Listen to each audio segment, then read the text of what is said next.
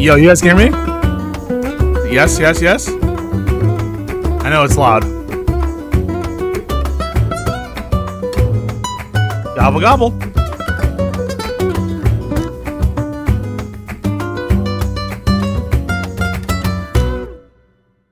I'm not in my usual setup.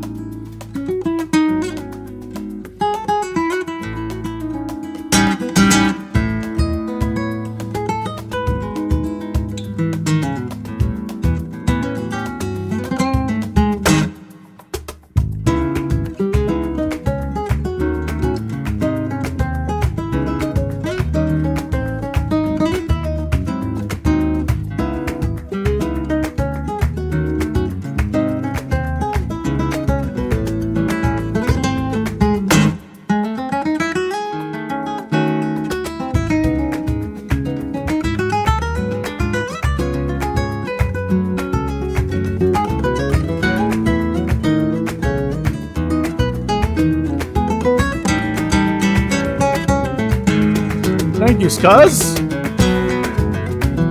Why is the video blurry?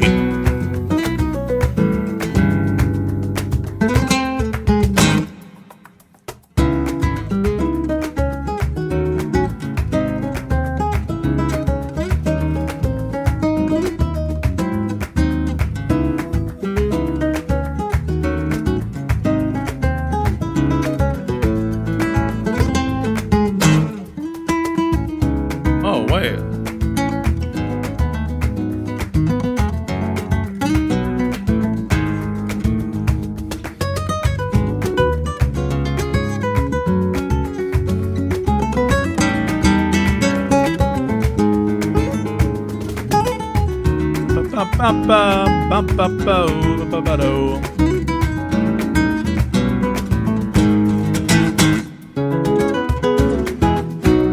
Yo!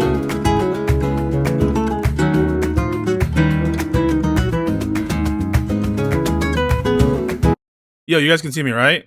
Testing. Testing, testing.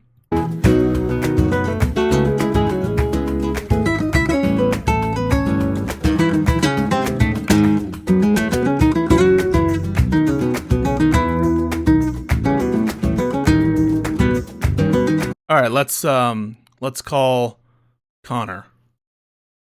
See what's up with this loser.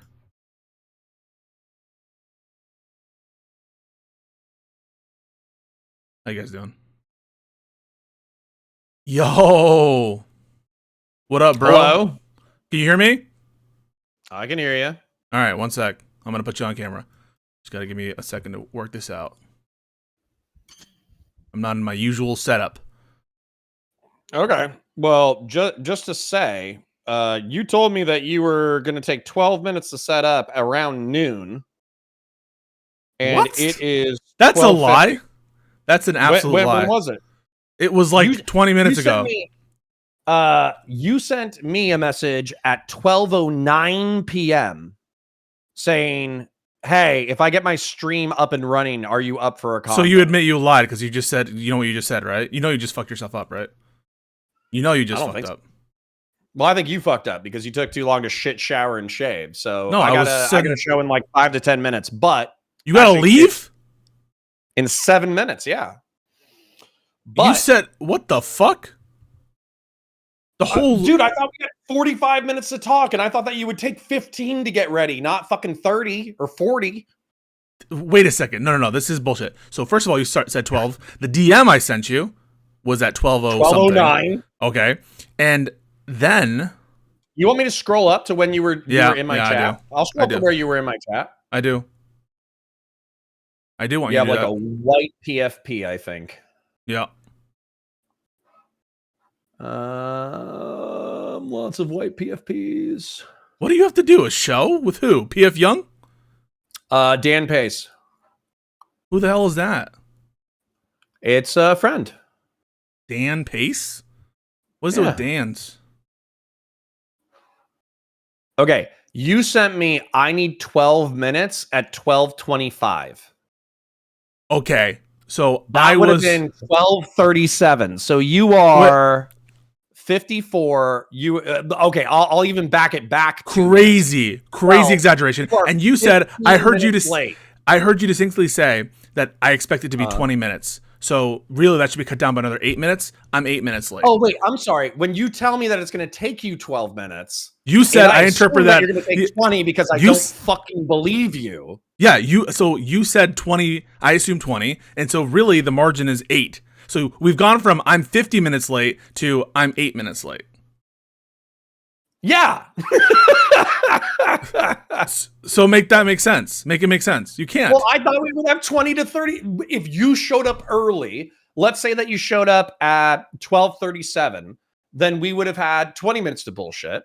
And then if you showed up within 8 minutes, we had 10 minutes. We're not even on that. We're on your massive exaggeration. You're like, holy shit, you were 50 minutes late. You're trying to make me seem like horrible to my own audience and to my own people. No, I don't think you're horrible to your own audience. As a matter of fact, you didn't plan on streaming until 3 p.m., right? What? When did you plan on start streaming today? When is that even a fucking sentence? When, prior to talking to me, I said stay on until 3.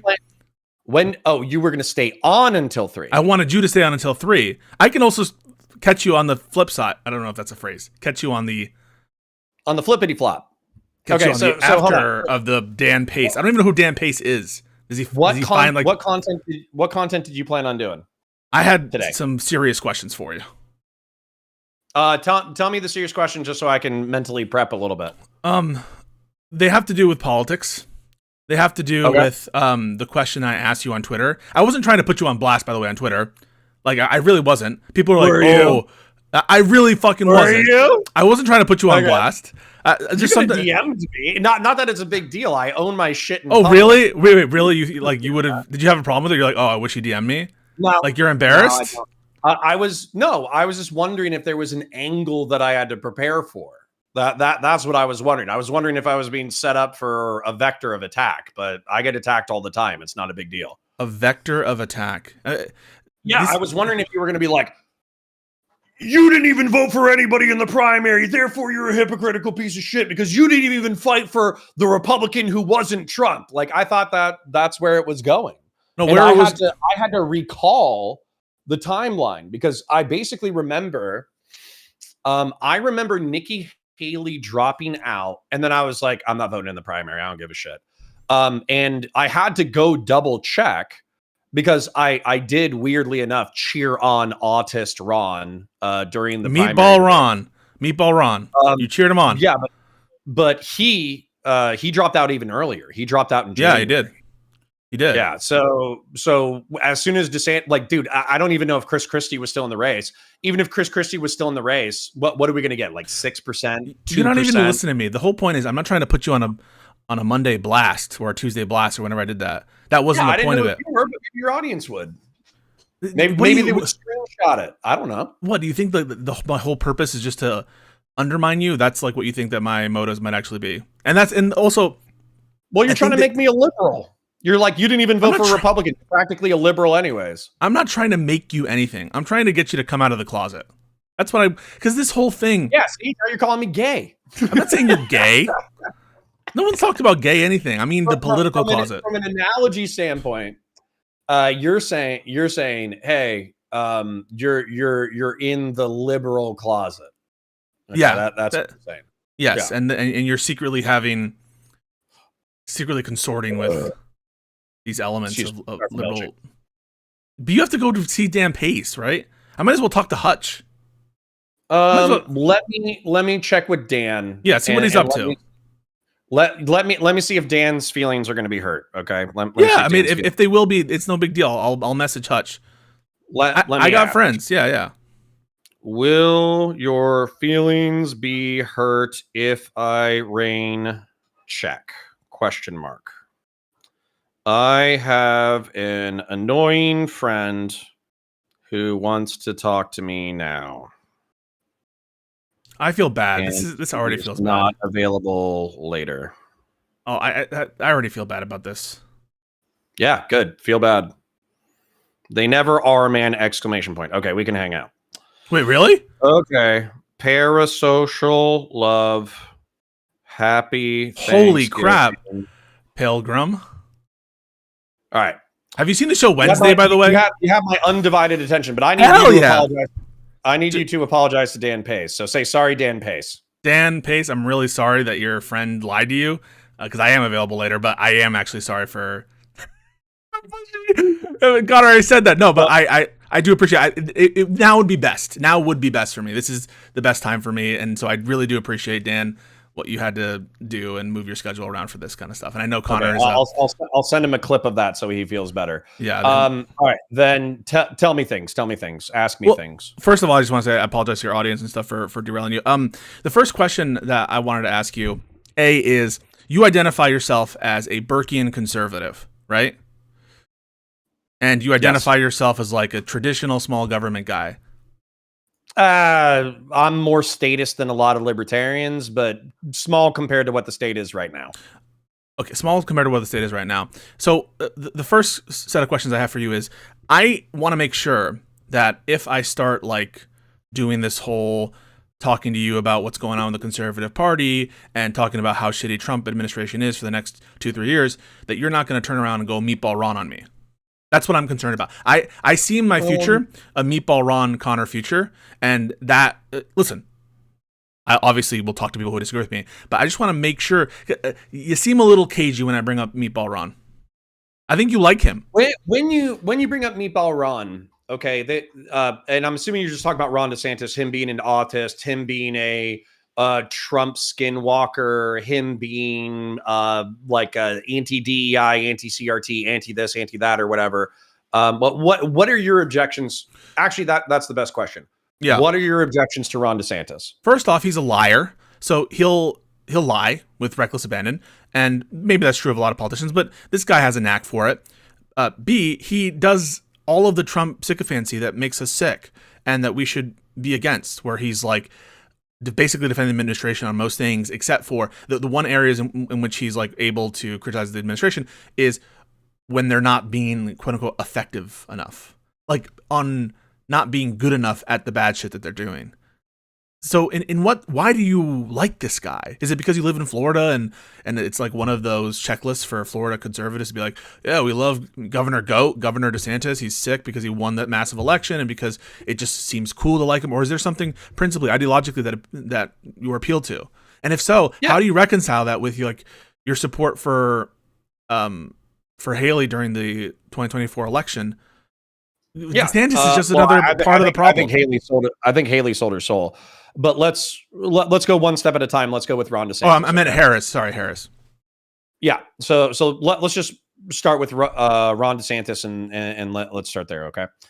So Ron DeSantis has done some things that I think are cringe. As an example, he took down the Pulse nightclub memorial, which is 20 minutes away from my house, because he didn't want a rainbow flag on a state road. I think that's insulting to the gay community. I think it's insulting to the victims of jihadist terrorist attack. That's cringe.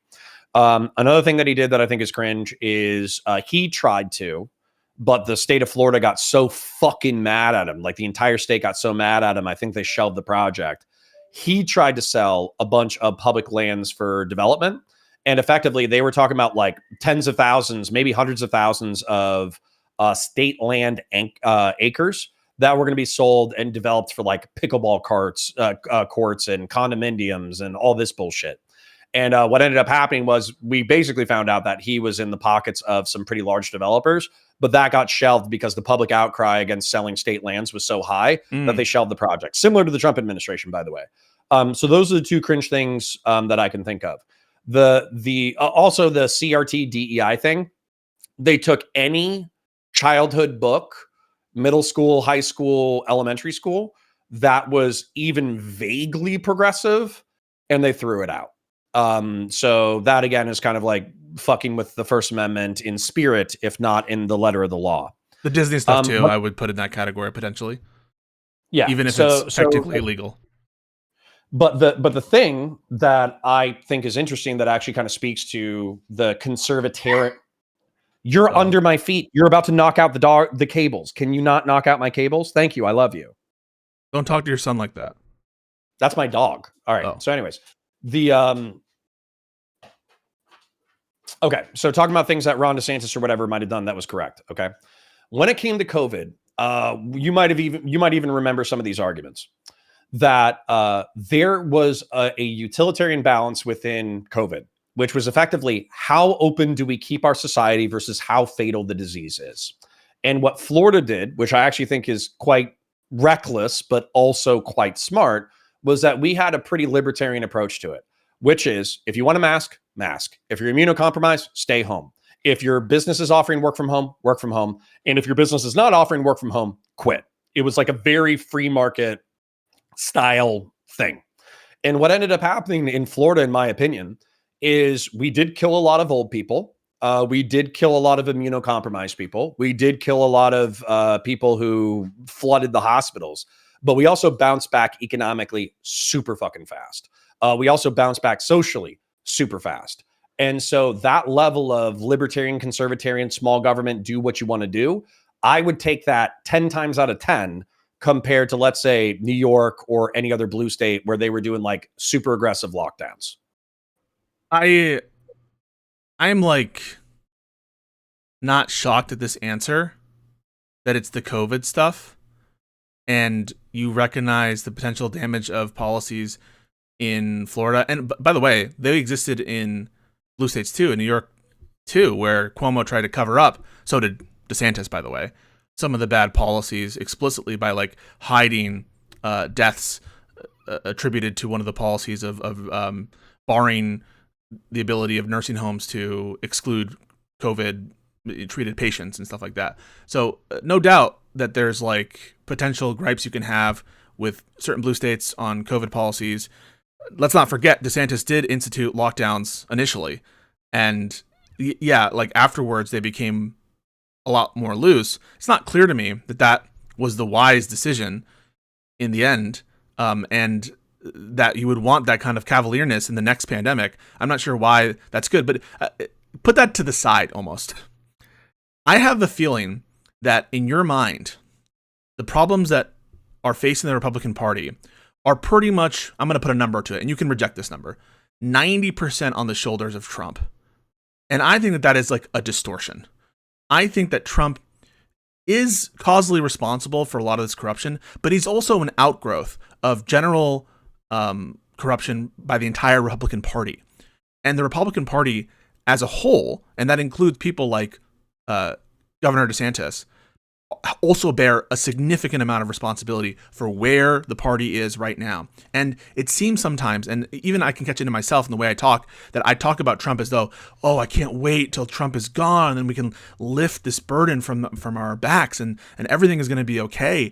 Even just in the way that we so emphasize Trump's corruption, which we ought to, but let's not lose sight of the fact that the Republican Party itself is culpable for where it is right now. That if they wanted to, this Republican Party could, if it wanted to, get rid of Trump. And they had multiple opportunities throughout the course of Trump's time as the leader and shaper of the party to do so. And they haven't done it. And so I'm just like odd that you could look at someone like Ron DeSantis, say, I guess I like prefer a laissez-faire on fucking COVID.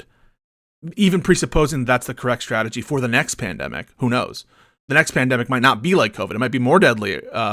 Although keep in mind, it's you who says how deadly COVID was. And maybe in light of the 1 million or so people who died as a result of COVID, maybe it wasn't so wrong for us to institute lockdowns. And maybe if we had all done a collective action and been a little bit more strict, like some of these other countries where their death rates are much lower, we would have saved tens, if not hundreds of thousands of lives. All that is a way of me saying, like, even if I granted to you the COVID stuff, why are you willing to like ignore the baggage that he is partially responsible for regarding Trump?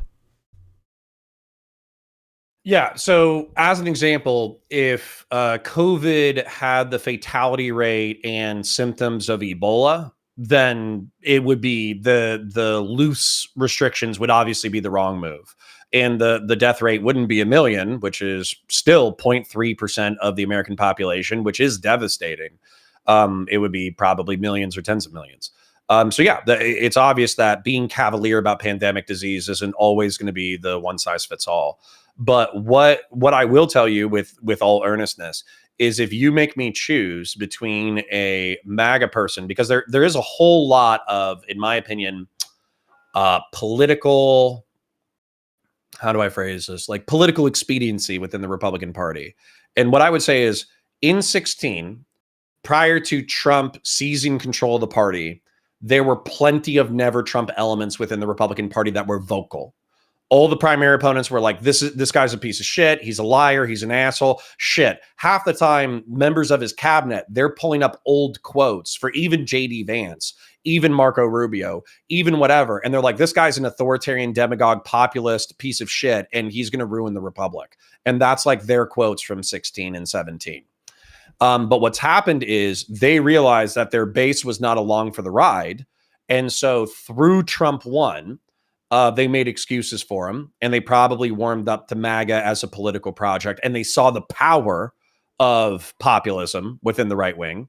And then January 6, 2021 should have been a deal breaker. But what happened was they failed to impeach him in the Senate. And what was it? Was it McCarthy? Who was it who failed to go after Trump after? Or was it McConnell?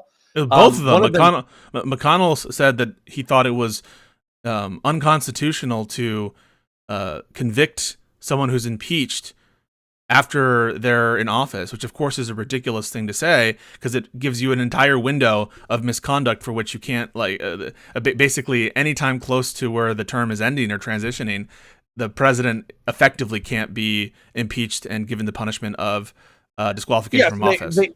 And there was probably, I think I even heard of a split within the Republican Party where they were saying this was so embarrassing, we don't have to run Trump again. And this is awesome. This is like the best of both worlds, because not only did Trump lose, but also we don't have to run him again because January 6, 2021 was so embarrassing.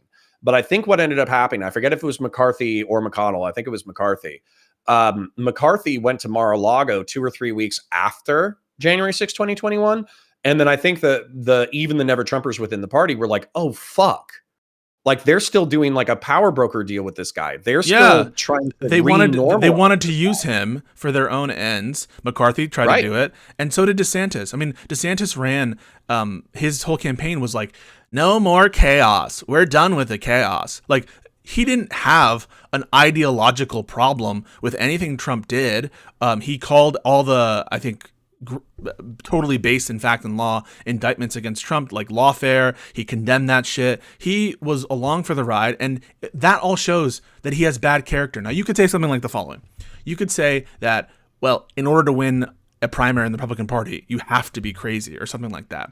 But really, if you're so weak and if you have no conviction whatsoever that you're willing to tell blatant lies and sanction officially with your like open position the tremendous amounts of violations of the Constitution and of his oath, that is Trump's oath, and just because of public pressure, what good are you? Why do we need public servants like this? Why would you support a public servant who would do such things and basically try to put under the, sweep under the rug all of the horrible shit that Trump did? That would, and it's not going to get you, I think, what you want, which is this return to normalcy. I could at least see, if you're going to listen, I don't like the Bushes at all. I don't like these neocon types. I think that they, a lot of them were far too quiet. I'd prefer them to the MAGA people right now. And I could understand, though, if Liz Cheney, if Chris Christie, if George Conway, look, George Conway is now, I think, going to run as a Democrat. That should give you some indication if some of these never Trumpers, bulwark people, they're moving to the Democratic Party. I could understand you like saying, okay, I'll accept this, I'll accept that. And maybe even, although I would think it's too far, Nikki Haley, but Ron DeSantis, Ron DeSanctimonious, that's a bridge too far. And I don't think that you have written him off. I think that if he were in the primary and he won, I think you would vote for him in the general against, Gavin Newsom.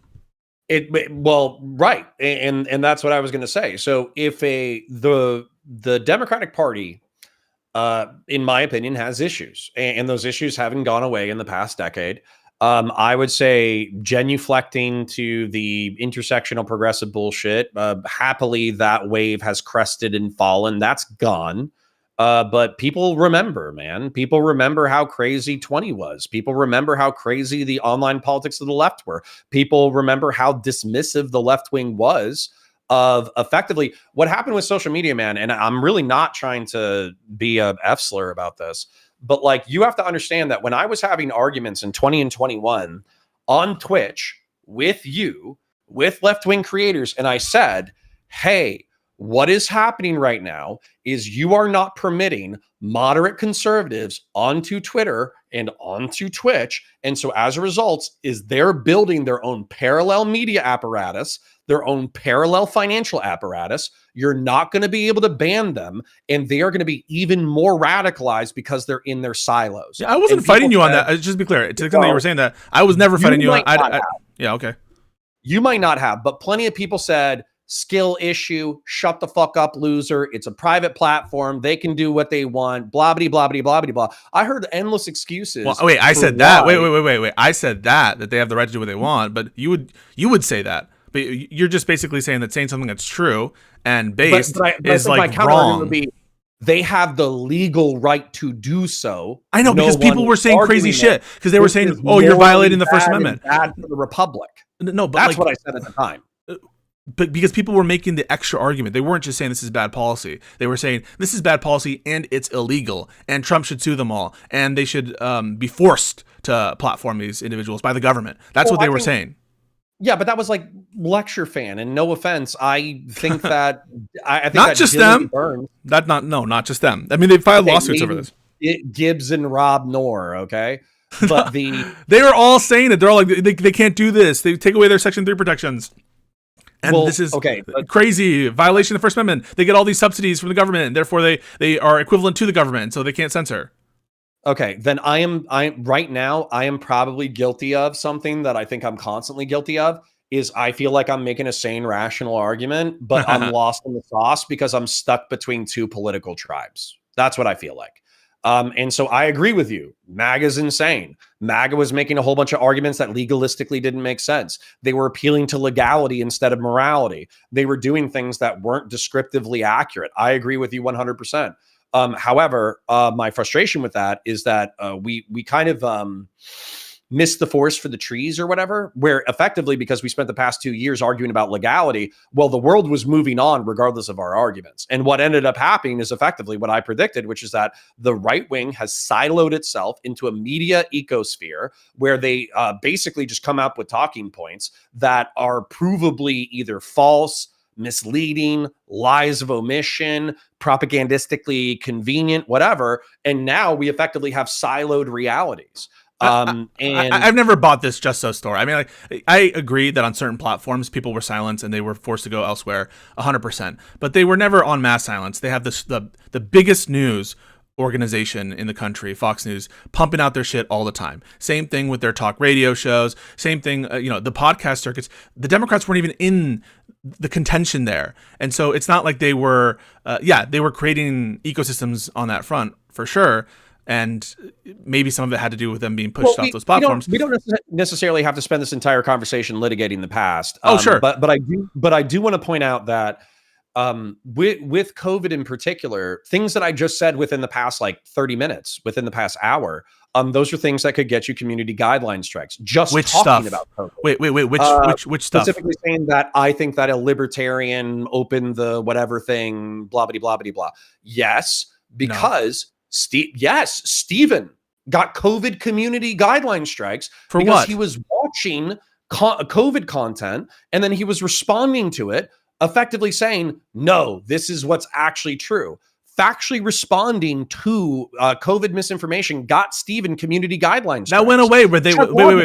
But that went away when Chud Logic didn't even talk about COVID, but when he mentioned COVID, he had to keep saying consult your doctor, whatever, because he got a community guideline strike about COVID.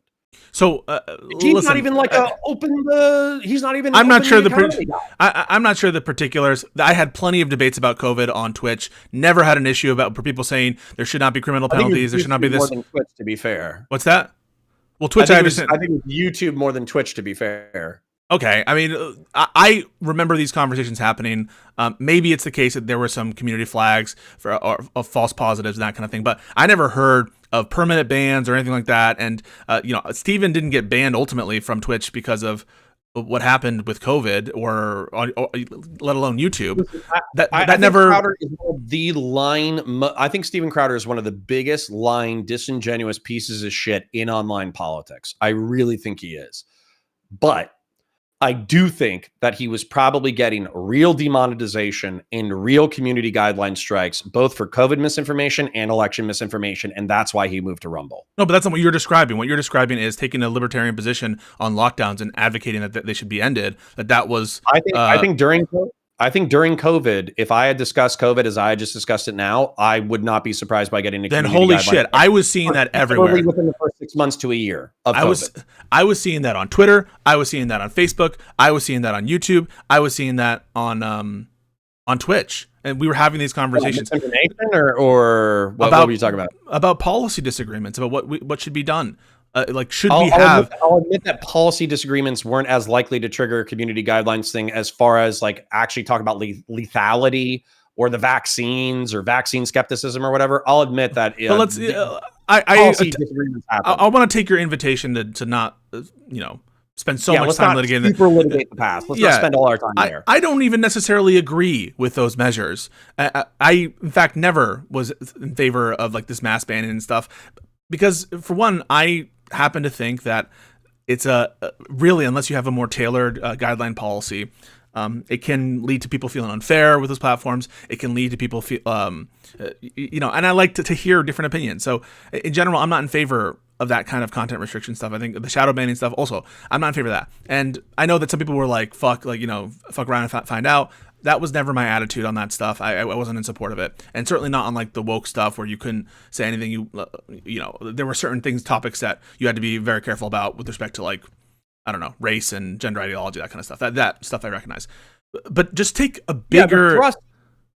The thrust of what you're saying is, or what I think the thrust is what you're saying is that the Republican Party sold its soul to Donald Trump and the MAGA movement, and it would be shameful. I think you're saying.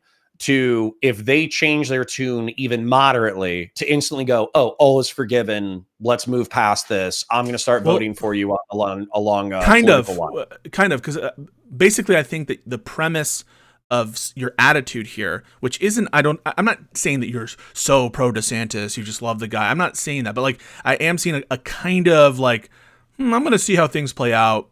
Kind of analysis here, and I'm gonna. You're right. I'm gonna see how things play out. Yeah, I know. I know, and the reason I'm saying that is I think that the underlying premise to that attitude is this notion that Trump is like the vast majority responsible for where you're at as a party, since you still identify as a Republican.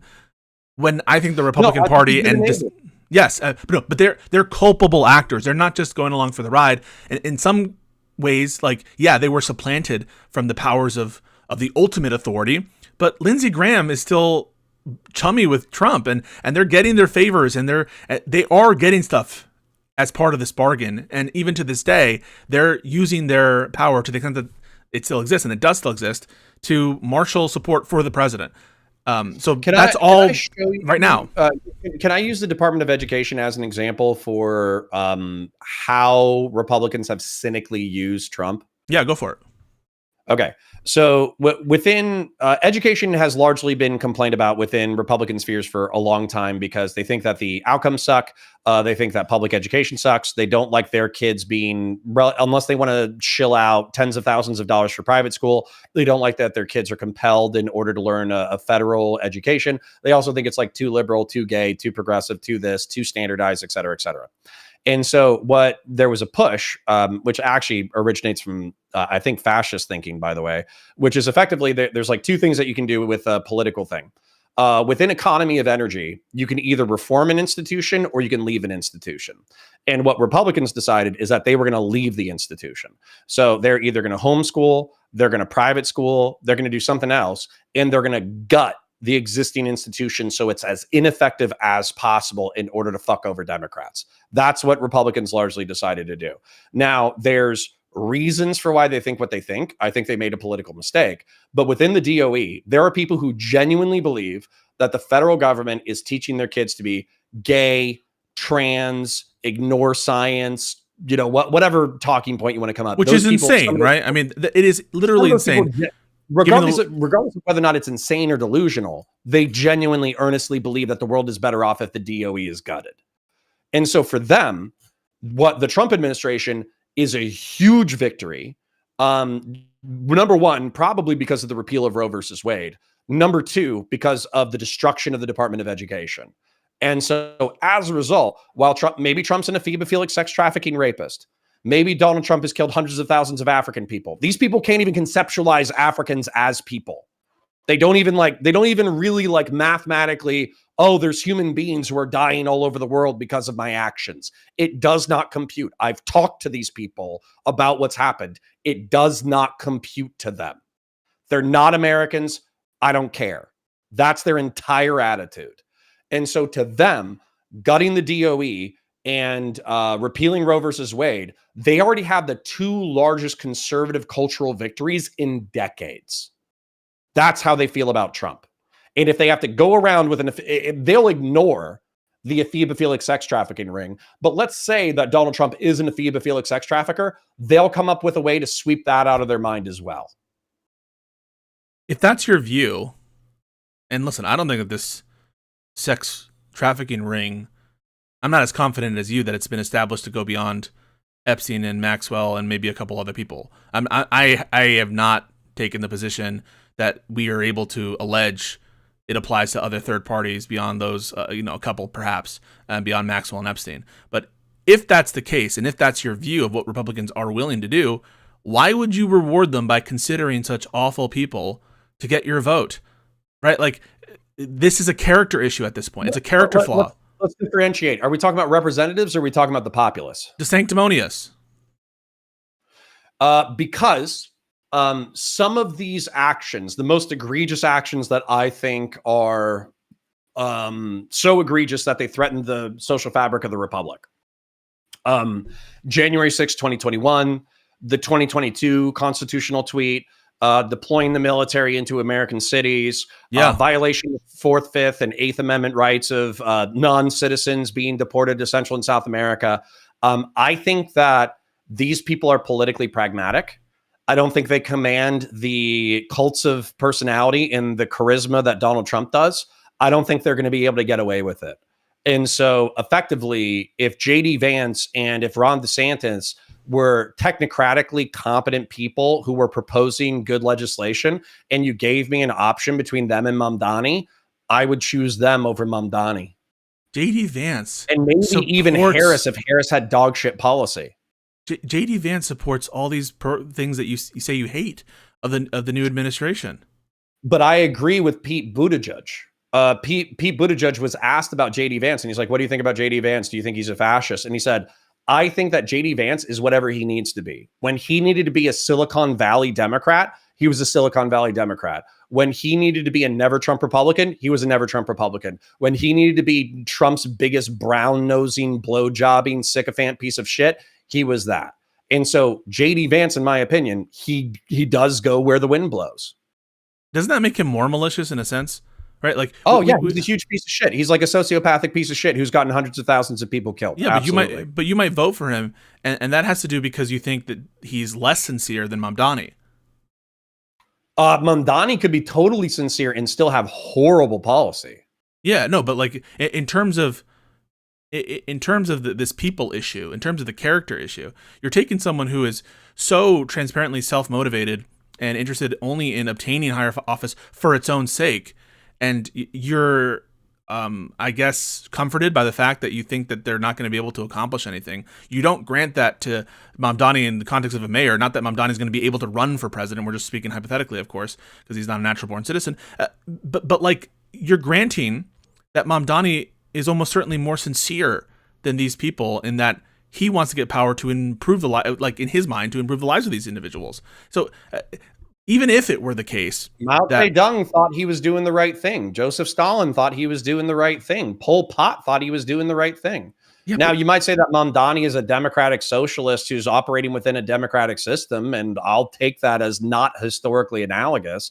But you have to understand that the path to hell is paved with good intentions. Sincerity and earnestness doesn't really matter if what you're trying to accomplish is not good. J.D. Vance said that he was willing to abide by Trump's plan of the false elector scheme, and he would have used the ceremonial, unconstitutionally, the ceremonial role of the vice president in reading out the votes of the different states for president. He would have used that for Trump's own ends. And I think that you believe him, that he would have done that. Yeah, let me explain this real quick, and hopefully this will help you out a little bit, because I think that considering that I've made character arguments against Trump, this might seem hypocritical, but that's okay. I think when I make character arguments, I'm not making character arguments for their own sake. I'm making character arguments because I think they inform policy. So as an example, when Donald Trump is willing to lie in order to steal the casino in Atlantic City, I think that just shows that he's a conniving, lying piece of shit. When Donald Trump cheats on his pregnant wife with a pornographic actress and then uses his own lawyer in campaign funds in order to pay her off, and not even pay her off, lie about paying her off so she doesn't even know that she's being paid off, and then use his own lawyer to do so, and then reimburse with campaign funds, it tells me that not only is he manipulative, he's manipulative, lying, and he's cheap, which is like almost a sin in and of it to itself when you're a fucking billionaire. But anyways, so these are character arguments, but it's because I think it informs his policy. Recently, I don't even necessarily think of, I don't think that seeing who J.D. Vance was in 2016 and 2017, I don't even think it's explanatory to believe that J.D. Vance is a human. I don't even think of him as a human. I think of him as the avatar of the will of the people who are supporting him, which was largely Peter Thiel at the time, and is probably going to be Peter Thiel once Donald Trump is gone. And so J.D. Vance is not a human being. J.D. Vance is an amalgamation of aligned interest. And so if that aligned interest is good for the country, I will vote for J.D. Vance. If that interest is bad for the country or substantively worse than a Democrat, then I will vote for a Democrat. Why didn't you make this calculation of Trump? Why wasn't that dispositive? Because not only was Trump a terrible person, his amalgamation of aligned interest is disastrous. And I've made that argument too. It's any worse than J.D. Vance's? Yeah. In what material fashion? J.D. Vance says what he needs in order to be good with the Trump administration and maintain a good wait, and Trump doesn't say... You asked Trump, me a question, I'm going to answer it. Like it or not, Donald Trump is a power broker within the Republican Party. He gets to decide who's in the club and who's not. So staying on Trump's good graces is how you obtain power in the Republican Party, but it's not going to be in 3 years. And as far as I know, J.D. Vance is he's a Trojan horse from Silicon Valley by Peter Thiel in order to deregulate Silicon Valley. That way the Thielites and the techno-feudalists like Elon Musk can make fucking genetically modified cat humans that they can have sex with in their basements and or colonize Mars. So once again, you say these outlandish things, but you also call J.D. Vance an outgrowth. Okay, I get it. The point I'm making though is you said, I made a calculation that Trump maybe is worse as a person, but also his amalgamated interests are like worse than J.D. Vance's. But like, let me just address that. I don't see why you would have that inference. I don't know in what material way Trump's amalgamated interests are different in nature than Trump's, so as to make them less appealing than J.D. Vance's. If anything, right? Trump at least is missing that as close connection to Peter Thiel, etc. And further than that, like, think about Trump's total inconsistencies on almost a daily basis. You want to talk about someone who is being moved by amalgamated interest and flattery. The dude said that Mamdani's going to be a great mayor, who just like weeks ago, who's saying he's a communist, Islamic fucking terrorist jihadist. The whiplash is part of the problem, though. Maybe I turned on my politics brain and I'm being way too reptilian right now. I don't know. But the whiplash is part of the problem.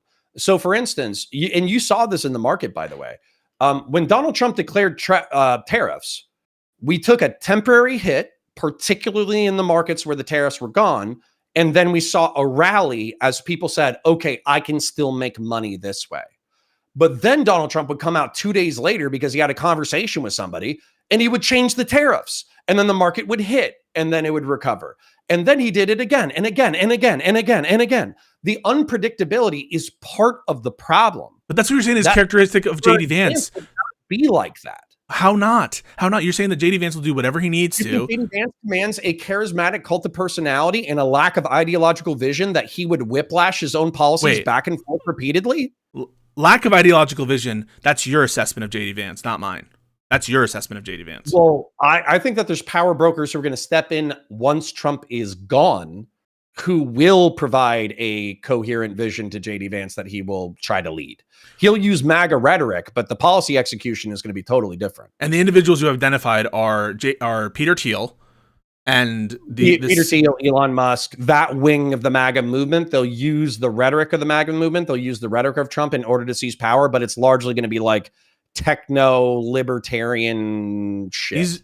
These are disgusting, out of touch degenerates who have like these visions of grandeur, delusions of grandeur, of colonizing Mars, never going to happen, and like spreading their seed to as many different visions, son.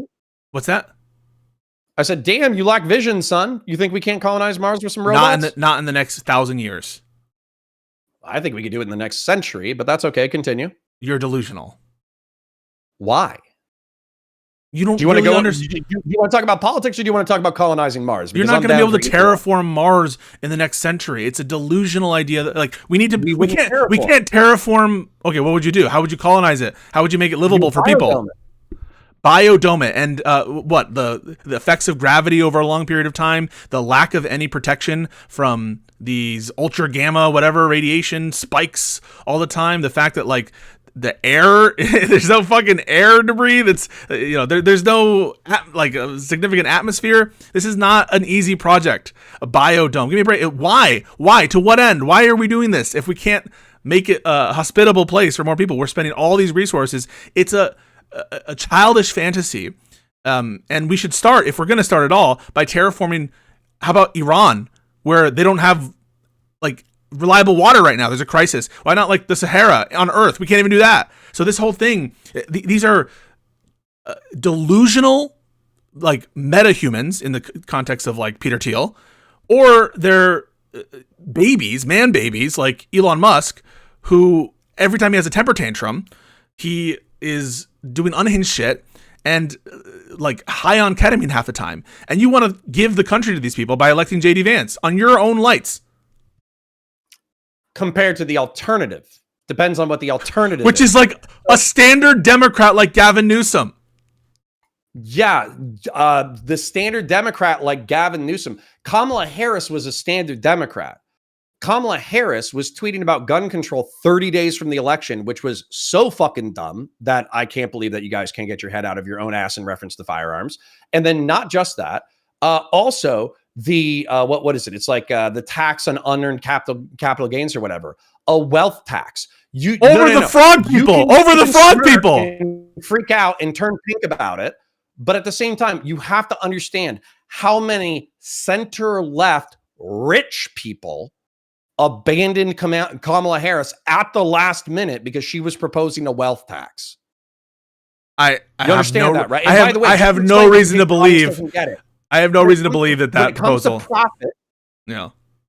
Okay. When it comes, well, yeah, I didn't believe the proposal either. That's why I checked the box next to Kamala Harris's name. I also didn't think that she was going to be able to get into I didn't mean that. I meant like I have no reason to believe that significantly is on the election. My intuition is if we pulled the wealth tax, that most Americans would support it. That's my intuition, because whenever you ask Americans, working class Americans would support it. Yeah. Yes. So I don't have I have no reason to think that Kamala Harris is supportive of a wealth tax, impacted negatively her results in the election. I have no reason to think that is an unpopular policy. But this is exactly okay. So this is where like you don't believe, or a couple of weeks ago, you didn't believe that we had principal differences. This is where the rubber's going to meet the road. Okay. I was raised to believe and sincerely believe that the average American is a fucking dumbass who should not be let around power. Okay. We elect technocratic elites. And by the way, our technocratic elites kind of suck right now. They do suck. They probably always sucked, but they especially suck right now because we can see what they think on Twitter, and half of them are dumbasses too. Okay. But we're supposed to elect technocratic elites who craft policy that is good, not just for them on an individual basis, but it's good for the economy. It's good for Americans. It's good for the country. It's good for the national interest. That's the ideal of republicanism. But I feel like Republicans have abdicated their responsibility within the past 2 or 3 generations, where all they've done from a technocratic policy standpoint is they've deregulated and cut taxes, and they've gone too far, and they've fucked up our social fabric. But I will remind you that this wasn't always the case, real quick. Teddy Roosevelt was a Republican. He set up the national park system. He was responsible for enforcing the Monroe Doctrine. He was responsible for American military and diplomatic hegemony within the Western hemisphere. Now talk about Lincoln. Also, talk about Lincoln. Richard Nixon, probably in a lot of people's eyes, one of the most like malevolent presidents ever, was a Republican who established the EPA. It is possible for Republicans to be technocrats. They just haven't done it in 2 generations. Yeah, but it's so preposterous what you're talking about right now, because what is Theodore? Yes, look at your examples. Theodore Roosevelt, one of his like biggest accomplishment is what? Trust busting. These people want to further their trusts. They want to further monopolize and centralize power behind this accumulation of capital. And why are they pissed at people like Lena Khan and the Consumer Financial Protection Bureau and the DOJ starting these lawsuits about monopolies?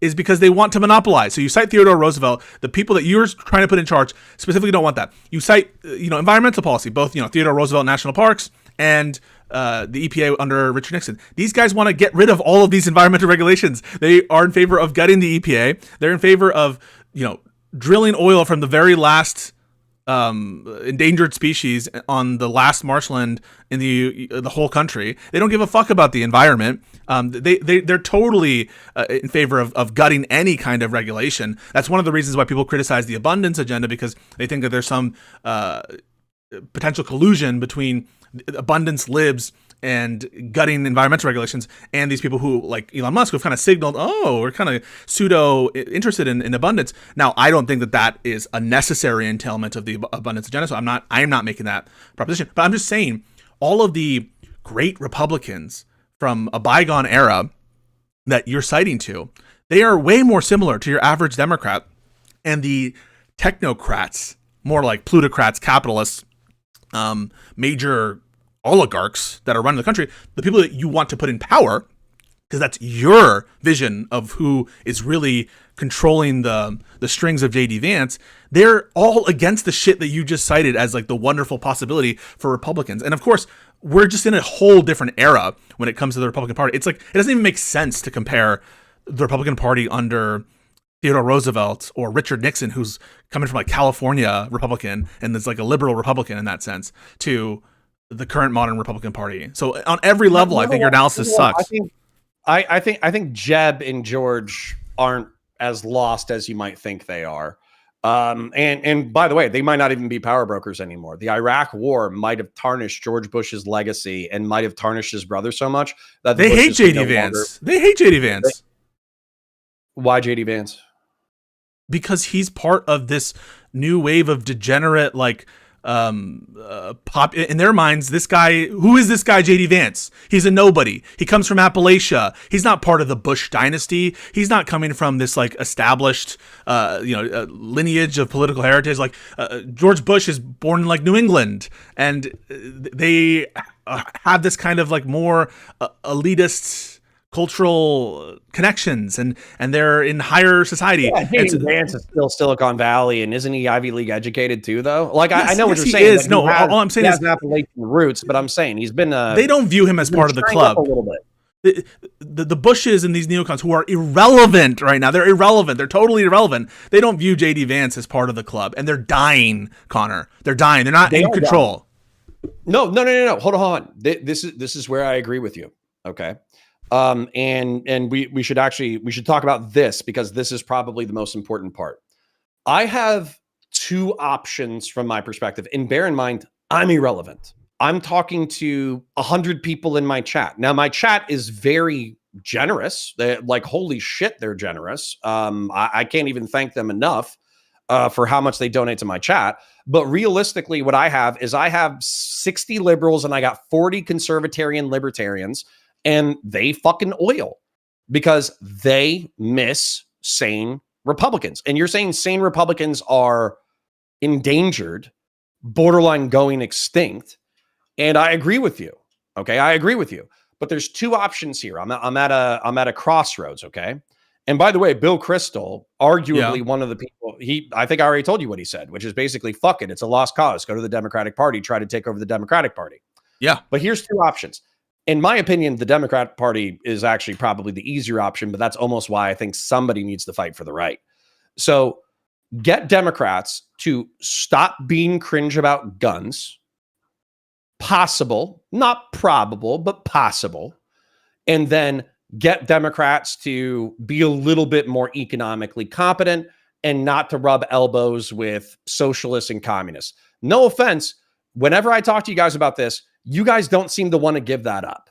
You don't seem to want to give up the gun control. You don't seem to want to give up the fucking rubbing elbows. And by the way, you want me to come over and people like me to come over to your side just so I can bolster your voting block enough so you can beat the other side. It's not because you actually agree with me on the things that I talk about. It's because you just want that little bit of electoral edge in order to beat the other side. Or what's going to happen is Donald Trump, hold on, here's the other option. Donald Trump is going to be gone. He's going to be a lame duck, and realistically, his presidency was a disaster. Compared to what MAGA was promised, compared to what Donald Trump has delivered, these are huge gaps in expectation. And so what's going to happen is, in my opinion, even within Republicans, especially if he's proven to be an ephebophilic sex trafficking rapist, the Donald Trump label and power broker thing is going to be extremely damaged. And that's going to be a power vacuum. That power vacuum is going to be filled by the people who have the right policy, the right balls, the right funding. But that ain't JD Vance. But that ain't JD Vance. But if you concede it to JD Vance, he automatically wins. Why would you auto concede? I'm not conceding to JD Vance. Yes, I don't want to. You're saying come over and be a Democrat. Wait. No, that's not conceding JD Vance. That's fighting JD Vance. That's fighting. Happy birthday. Wait, is your birthday, Connor? It's my birthday in a few days. Oh, happy almost birthday. I'm not conceding to JD Vance. What I'm telling you, I'm just having a conversation with you. Party to JD Vance because you're saying that people like me shouldn't stay in the party and fight him. It's lost, right?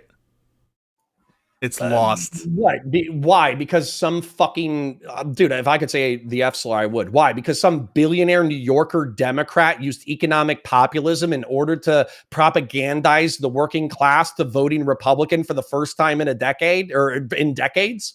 Because some fucking F slur who can barely say a few sentences above a middle school educational level, he came in and he skinned the party alive. That's why it's over. Get the fuck out of here, dude. Like the entirety of the United States has dealt with more existential shit than Donald Trump for the entirety of its history. You're like Donald the last Trump is a road bump historically. You're like the last Japanese soldier holding out on one of these like Pacific islands.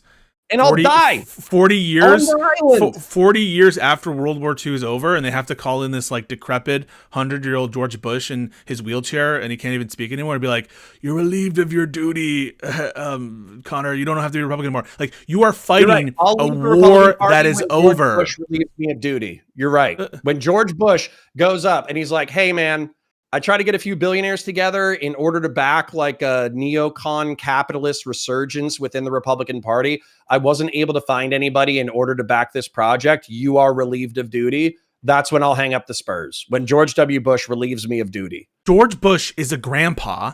George Bush didn't even comment on the last elections. The last thing that George Bush has done, he comments whenever there's like an assassination or something, to be like, oh, me and Laura are really fucking sad about shit. But he is not engaged in politics. And if he tried it would joint statement with Obama like 3 months ago on like political violence, not on like politics. George Bush. They're opening libraries. They're going to funerals. They're doing what grandpas do. And you know what grandpas have, Pisco? Oh, don't say this. Tell me, what do they have? Yeah, they are able to appeal to older people or something, and they have like organizational. No. They vote. Tell me what they more selfishly. They have money. What do I don't grandpas know. have? Money, pensions. Yes, they have inheritances that they want to pass down to the next generation. Absolutely. I can't believe I'm hearing this. Do you think George, Jeb, Barbara, I'm trying to think of other people. Do you think Paul Ryan, do you think any of the Republicans of the past, by the way, Paul Ryan has disappeared for a decade, probably because he got so fucking sick of the R-slurred stuff in the Republican Party. He has no power. He has no power. He has no power. It wasn't fun for him to be a Republican. You think he doesn't have millionaire or billionaire friends that are willing to back a younger generation? They've abandoned it. With his values. They don't. It doesn't matter. It's over. They have to have some version of Trumpism because the base just doesn't want this old style conservative anymore. Do you know what Trumpism appeals to? That it has fundamentally correct. What? That they never use the words wealth inequality, but they talk about wealth inequality all the time. They also talk about rapid demographic change, both the collapse of the birth rate and mass immigration. They also talk about existential technological shifts where the working class of America are being left behind. And they're appealing to and capitalize on the dissolution of the social fabric. What's the point of this irrelevant ramble? Sorry, go ahead. What's the point of that irrelevant ramble? Yeah, okay. You talk to PF Young, and you think that this is a genuine concern, and they speak to it. What does that have to do with anything we're talking about? That if you want to seize MAGA's power, you don't have to become all of the things that you describe about Trump that make Trump a bad guy are not why he won power. I'm not trying to diagnose why Trump won power. I'm trying to tell you, regardless of how he did, he won, and you lost. And the war's over, and you're not going to get George W. Bush to save you. Do you know why? I don't care. What does it matter? No. This is exactly why. It's because the people in my political bloc were, because of generational issues, let's be real, it's probably an ageist thing. They were asleep at the wheel when these things were happening. And they said, the economy's doing good. Who gives a shit? The economy's doing good. Who gives a shit? The economy's doing good. Who gives a shit? Whoops, we blew up the economy. That's what happened with the people that should have been dealing with these problems. And it will take philosophical conservatives and it will take philosophical liberals to address these issues. Wait. The philosophical conservatives that got us into this mess in the first place? Who's responsible for this, wealth inequality and the problems with like the economic crisis? Let me finish this. One, on terms of income inequality, that kind of shit, you can thank Reagan for that and Reaganism. You saw massive increases in wealth inequality after Reagan, and Clinton's policies that you want us to return back to. In that respect, I support the trade deals, to be clear, and I support free trade. I'm not talking about that.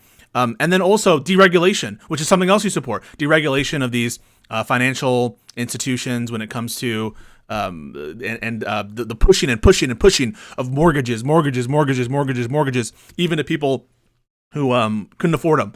This is all problems of directly on the old class of Republicans who fucked us for generations. And now you're just like, oh, we need to give power back to these people because they are going to need to solve wealth inequality. Like, it's a fucking joke. No. You're misunderstanding. I don't want to give power back to those people. I want those people to give power to the next generation. And maybe, by the way, things change. Things obviously change. Okay. So just as an example, let's just talk about housing because you mentioned it. So the problem with housing is, I'm pretty sure, I would have to look up, it's the guy with the big nipples. The guy with the big nipples co-wrote a bill in order to make mortgages more accessible. Big nipples? Yeah, big nipples guy. Who's big nipples? Give me a second. I think it's funny enough to look up. Representative with big nipples. Trump made fun of him. Rob Knorr? No. Someone says Barney Frank. You're talking Barney about Frank. Barney Frank. Dodd-Frank Act. Yeah, that was Obama. Okay. That was Obama. That's someone who. Oh, Obama. You know the president you didn't vote for. You know Obama. You know the guy that that you didn't vote for that you don't like. That's Obama. No.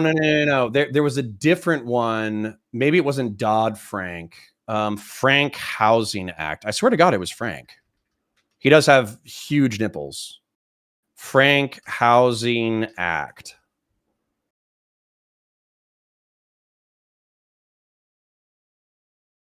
The Fair Housing Act of 68. I don't know. Who gives a fuck? Well, let's stop talking about Dodd-Frank's or Mr. Frank's nipples. Okay. The broader point is, okay, these are I want to talk about housing real quick. All right, go talk about housing. I'll try to be super brief about it. Yeah. What happened was housing was unfair. And so what they did is they secured the mortgages, they made them federally backed, and they also made them more accessible to working class people. This caused a housing boom where we were building shitloads of housing through the 2000s, and this was a large part of the economy, and people were making money hand over fist. But because it was so deregulated, they were making risky loans to plenty of people who had no business getting those loans. You could go ahead and watch whatever that movie is, The Big Short, in order to see how it went. But effectively what ended up happening was after this time period, we collapsed the entire market through 2008. It was the worst financial disaster besides COVID and besides the Great Depression. And then we stopped building houses, and the financial incentives that were there because of the reckless incentivization of building houses has remained stagnant for the past 20 years. So yes, we have a problem with demography. We have a problem with population. We have a problem with affordability. But one of the problems that you solve pricing with is supply. So what arguably we need to do, I hate to say this, is we need to implode the American economy again through excess housing supply.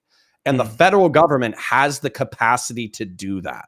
So I would almost argue, hey guys, did you enjoy the 2000s to 2008 housing bubble? We're doing it again because we're going to make it so average working class Americans can afford houses. And then I would straight up repeat the financial incentives in order to get into a house. Maybe a little bit smarter this time. Okay. I mean, you recognize that the mortgage crisis was attendant to rising prices in homes, right? And overvaluation of homes. But we would focus on supply. Okay. And you want to build more homes. Demand outstrips supply. That doesn't mean that there wasn't a substantial. Great, me too. I want to build more too. Great. I don't know what the fuck this has to do with fighting a lost war. Number one. We don't have to be as dumb as the previous generation. We can make new mistakes. Brand new stupid mistakes that are as glorious and retarded as the old ones, but we don't have to make the same mistakes. I don't even think we're having a conversation right now, Connor. I don't feel that we're talking about the same thing. You said it's lost, quit. And I'm saying, fuck you, no. That's what's happening. I think you need to be realistic about the prospects of a J.D. Vance presidency or in what way does a J.D. Vance presidency empower the people you want to empower? In what sense? Well, I mean, number one, it probably depends on what they're deregulating or whatever. But I am way less cynical about like techno-futurism, techno-feudalism. I'm way less cynical about that than you are, obviously. You said these are like crab people. These are crab people. These are crab people. They want to turn parts of the country into their tech fiefdoms. Their ideology is like... I think they'll probably create insane technologies that will revolutionize humanity. Do you understand? Hold on, real quick, just as an example, because you have this thing and liberals in general, no offense. You have this thing where you guys just act confidently correct that everybody but you is a massive piece of shit and incapable of doing anything right. Do you understand Starship? Do you understand like what Starship does? Can you tell me what Starship does briefly? I don't even know what Starship is. Okay. I don't know what you're talking about. That's kind of my point. So Starship is Elon Musk's creation. It's a heavy lift, repeatable vehicle. Oh, yeah. And it's like blowing up, right? No. And they funded it for like a shit ton of money, and they're like constantly behind schedule and not meeting their marks, right? Well, number one, that's like the history of NASA. So being expensive and being behind budget is not like it's also the history of Elon Musk, like straight up lying, Hyperloop, and the Boring Company, and we're gonna have self-driving cars. Don't worry, guys, it'll pay for itself. I want to ask you again. Do you know what Starship's technical capacity is? I don't have any specific technical expertise to tell you what Starship is. I think it's like a reusable. The whole notion, right? It's like a reusable thing. That's not the most I know about it. Okay, it can. I would have to make sure. As a matter of fact, is it 300,000 pounds? I think it's 300,000 pounds. You just want to play 40K. You just want it to be like 40K, and you want to create 40K, but you forget that 40K is like the worst of all possible. 40K is a dystopia. No. What's the gay fucking farming game that all the lefties play? Don't use gay in the pejorative. You do this a lot. No, it actually might be a homosexual game. What's the game where like you farm and shit? That Farmville. There's that's an old one. Fucking. All right, your chat knows what I'm talking about. Terraria. I don't know. Game. So what the fuck? No, but like, game's better. Who gives a shit about Starship? Well, give me a second and I'll tell you why. What is Starship's lift capacity? It's either 30,000. I don't want to say like 30,000 tons because I think that's crazy. Oh, 150 metric tons. Okay. So I think it's 300,000 pounds and or 150 metric tons. And effectively, what that means is you can move 300,000 pounds of gear across the planet in 90 minutes. Okay. It went from Tampa to the Indian Ocean off the coast of India in 90 minutes. It travels 17,000 kilometers an hour. Yeah, and how much did it cost? How much fuel did he use? No idea. But at the same time, if you're talking about military technology, military capacity, if you're talking about like the lasers coming online in reference to the United States, in reference to a battleship, in reference to the C-130, there are tons of technologies that are going to be like so important to the future of the human race. And I understand like we should take care of our people. We don't disagree on that. People should have food, water, shelter, or it should be extremely cheap and available. We don't disagree on that. But you're kind of like casting out the entire like tech bro project because you don't like them on a personal level. And I think that's silly. I think that's silly as fuck. I am not, we need to have, in many respects, I'm abundance build. I think we need new inventions. I think we need to be funded. That's why, by the way, and more infrastructure, right? We need to build the cities of the future and the trains of the future and all that bullshit. That requires government to work. It also, and by the way, abundance libs want deregulation in reference to like city infrastructure projects and state infrastructure projects. The smart abundance libs are very tailored about which areas that they want, quicker checks and less environmental reviews and that kind of stuff. And even then, like I think we have to be more tailored and thoughtful and smart. So no doubt we need more inventions. We need to build more stuff. All that stuff is absolutely true, but that requires government to function, government to work. JD Vance trying to destroy government. These tech feudalists, they don't give a shit about you. They don't give a shit about any of this stuff. And before we start working about Starship, why don't we worry about the housing and energy crisis in the country now before we start spending $100 billion to move whatever bullshit thing you said from one place to another? How about we get our infrastructure to be effective with the technologies we currently have, as opposed to putting all our eggs in this basket. And again, when there's so much potential danger in elevating someone like JD Vance for the sole purpose of, I guess, your technological ambitions on this assumption that it's going to lead to more technology. Remember what JD Vance is helping oversee. He's helping oversee DOGE cuts and massive cuts to research in this country. He's overseeing these tariffs, which are degrowth, which are horrible. He's ideologically in favor of these kinds of tariffs. So he is not a good economic steward. He has no principles worth talking about when it comes to rule of law and constitution. And because you're like, ooh, shiny fucking Starship, Elon Musk. I can't believe you're an Elon Musk glazer. Really? I don't like Elon Musk as a person. I think he's terrible. As a matter of fact, I think one of the things that's terrible about him is the fact that he's willing to work with a fucking pedo after finding out he's a pedo. But anyways, and Vance isn't. No, Vance is the same. I think that they're both like indictable characters. But at the same time, if Elon Musk builds a fucking Starship that can travel 17,000 kilometers an hour, cross the globe within 90 minutes and carry 150 metric tons, that's worth some level of respect. And by the way, you're going to need people like that for the project. And let's talk about Gavin Newsom real quick. Okay. Gavin Newsom, I'm happy he's abundance pilled, okay? And if he shuts the fuck up about guns and he's abundance pilled and that's what he hits on, then I'll probably vote for him over JD Vance, but it depends on what the left wing is doing. As an example, I am deeply fucking uncomfortable with the level to which you, Hutch, the Bulwark, Tim Miller, Kamala Harris, all these motherfuckers. I am uncomfortable to the point that you guys are willing to either glaze, socialize, normalize socialists, decommodification of basic human needs, and workers owning the means of production. I don't give a fuck if they're Democratic. They are anti-capitalist pieces of shit. And so the fact that you guys are like, we need to build a coalition between Conor, the science fiction guy who likes the free market, but he also likes individual freedom, freedom of conscience, and the Constitution of the United States. But we also need him to be okay with a fucking socialist. It's not going to happen. And if you run a socialist, or if you run somebody who's pandering to socialists, it's not going to fucking happen. Electorally, I want to punish you for that action.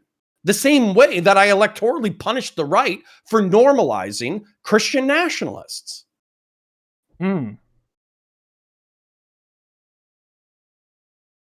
These guys, man.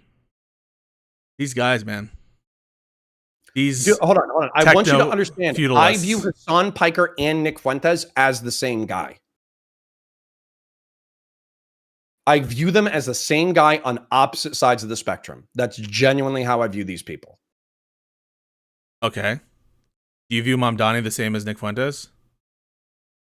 I view Mamdani as Hassan Piker in the closet. So the answer is yes, therefore? No, he has the shame to be in the closet. I view Mamdani as JD Vance. Help me out there, because you're willing to vote for JD Vance, but not Mamdani. Because JD Vance doesn't come out and say, I hate Jews. He said, as a matter of fact, he's probably like a Zio shill. And he's also not a racist. He might be an anti-black racist, but he's not an anti-Indian racist. We know that. I view JD Vance as a, number one, I'll go back to the fact that I think he's a political opportunist, but to the degree that he is like a post-liberal and anti-liberal, like, because he said that before in like briefings and shit, to the degree that he's a post-liberal, I think that he is infinitely more tepid than Curtis Yarvin or Nick Fuentes. He is a tepid, palatable version of an extremist ideology. I think Mamdani is a tepid, palatable version of an extremist ideology. Of someone like Fuentes? Yeah, Fuentes is the extreme version. Hassan Piker is the extreme version. Mamdani is Muslim. What does that have to do with anything? Well, that seems to be pretty counter to Christian nationalism. Mamdani is pro-gay. Mamdani is not anti-Semitic. You think he is? Yeah, I would say that. I think that's like populist opportunism. And also Hassan Piker is all those things. What about it? I never want to hear another thing about anti-Semitism from people who take the position that you just did. I never want to hear another word about anti-Semitism from people who are going to make a comparison as between Fuentes, who is talking about the problems of world Jewry and how it's not an Israel problem, it's a Jewish problem. And, you know, to the extent that they support Israel, they should be sent out of the country. And basically, are you going to say Mamdani? Comparing to Mamdani or Hassan. When has Hassan said something even 1% of that? Hassan was denying the rapes on October 7, 2023 and saying that there's no evidence for them, despite reading a UN report that says that we have like eyewitness testimony, we have victim testimony, we have the autopsies of people who were shot in the back of the head and had their genitals burned, and we found a bunch of women tied to various stop signs in trees with their panties pulled down under their legs and their arms tied around these objects. And he was like, oh yeah, but they didn't get semen samples, so the rapes didn't happen. Okay, people who say that shit, like that you would, this quote, because I've heard this before, like the direct and circumstantial evidence point, which are really, really stupid points. There is direct evidence. Indirect evidence is only just like testimony of it, and there are people who testify to that effect. But I don't understand. So because he takes this view that these are the notion of mass rape or rape as a tool of war or something. That's the claim, right? That this is like rape as mass rape event, something like that, right? That this was Yeah. a coordinated, attempted, volitional. Yeah, he wants to say it's anecdotal rape. Well, hang on a second. So you're saying that his view on that, which I don't know what he said, and I'm not here to defend people who do this kind of quibbling about direct circumstantial evidence, and I would need to have the video proof of this or that, which by the way I would consider to be circumstantial. I basically think anything that isn't like direct witness testimony is circumstantial evidence.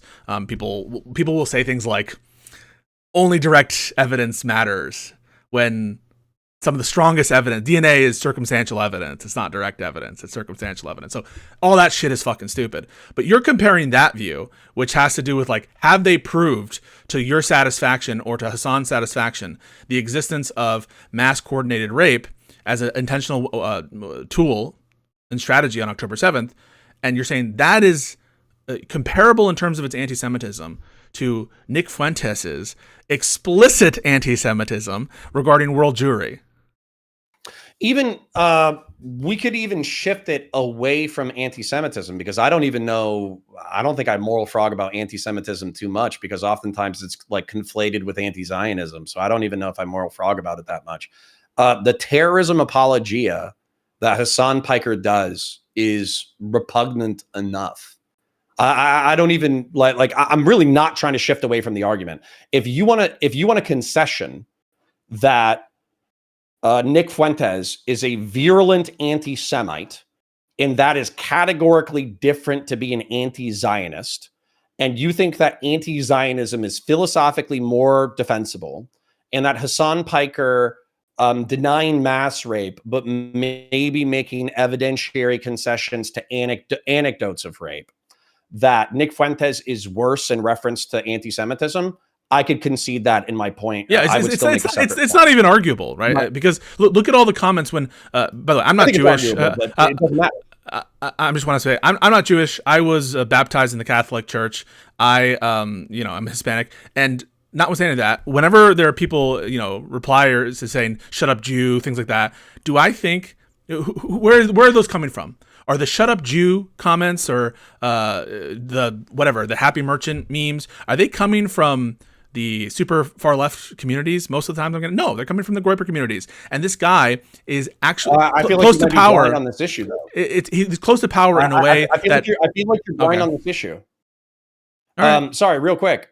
They're not going to say "shut up, Jew." They're going to say "shut up, Zionist." But then within the same breath or the same paragraph or the same video essay, they're going to say 80 to 90% of Jews and 98% of Jews in Israel and 80 to 90% of Jews in the diaspora are Zionists. So they're not saying all Jews, because they have 20% of the diaspora population and 2% of the Israeli population that are anti-Zionist. So they're not talking about all Jews. They're just talking about 80% of the diaspora population and 98% of the Israeli population. And they'll use that as an invective insult. So, I mean, that's interesting, because I heard you just then say that JD Vance is like a Zio shill. Did you say that? I think so. Was that you? Was that you? Was that sure most of the Trump admin is Zio shell?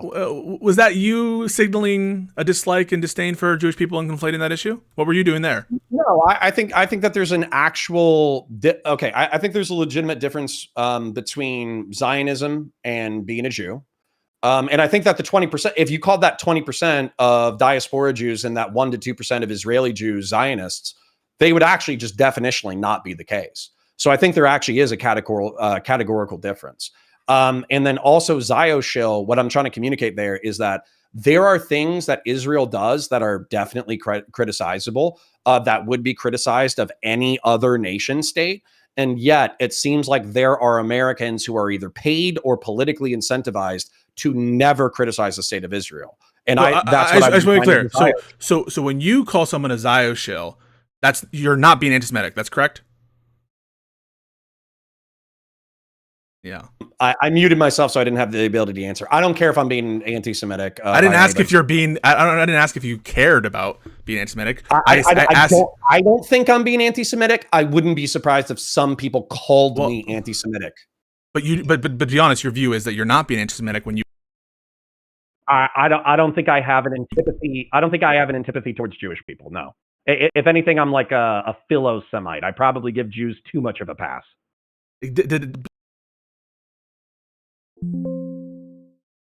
You're roboting a little bit. Give me a second.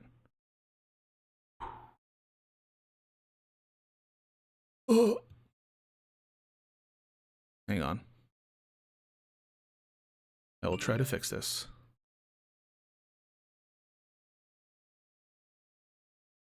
I had your ass. Did you? Yeah. Is this better now? Hello, hello? Testing 1, 2, 3. 1, 2, 3. Yeah, you sound good now. Okay, so where were we? What I was saying was, you don't think you're being anti-Semitic when you call the sitting vice president a Zio shill. And if Hassan were to say the same thing about, just say for instance, Ethan Klein, or to say for instance Chuck Schumer, do you think that would be anti-Semitic under your lights? Kind of. And the reason why specifically, if you'll indulge me a second, Ethan Klein has said that he wants a two-state solution.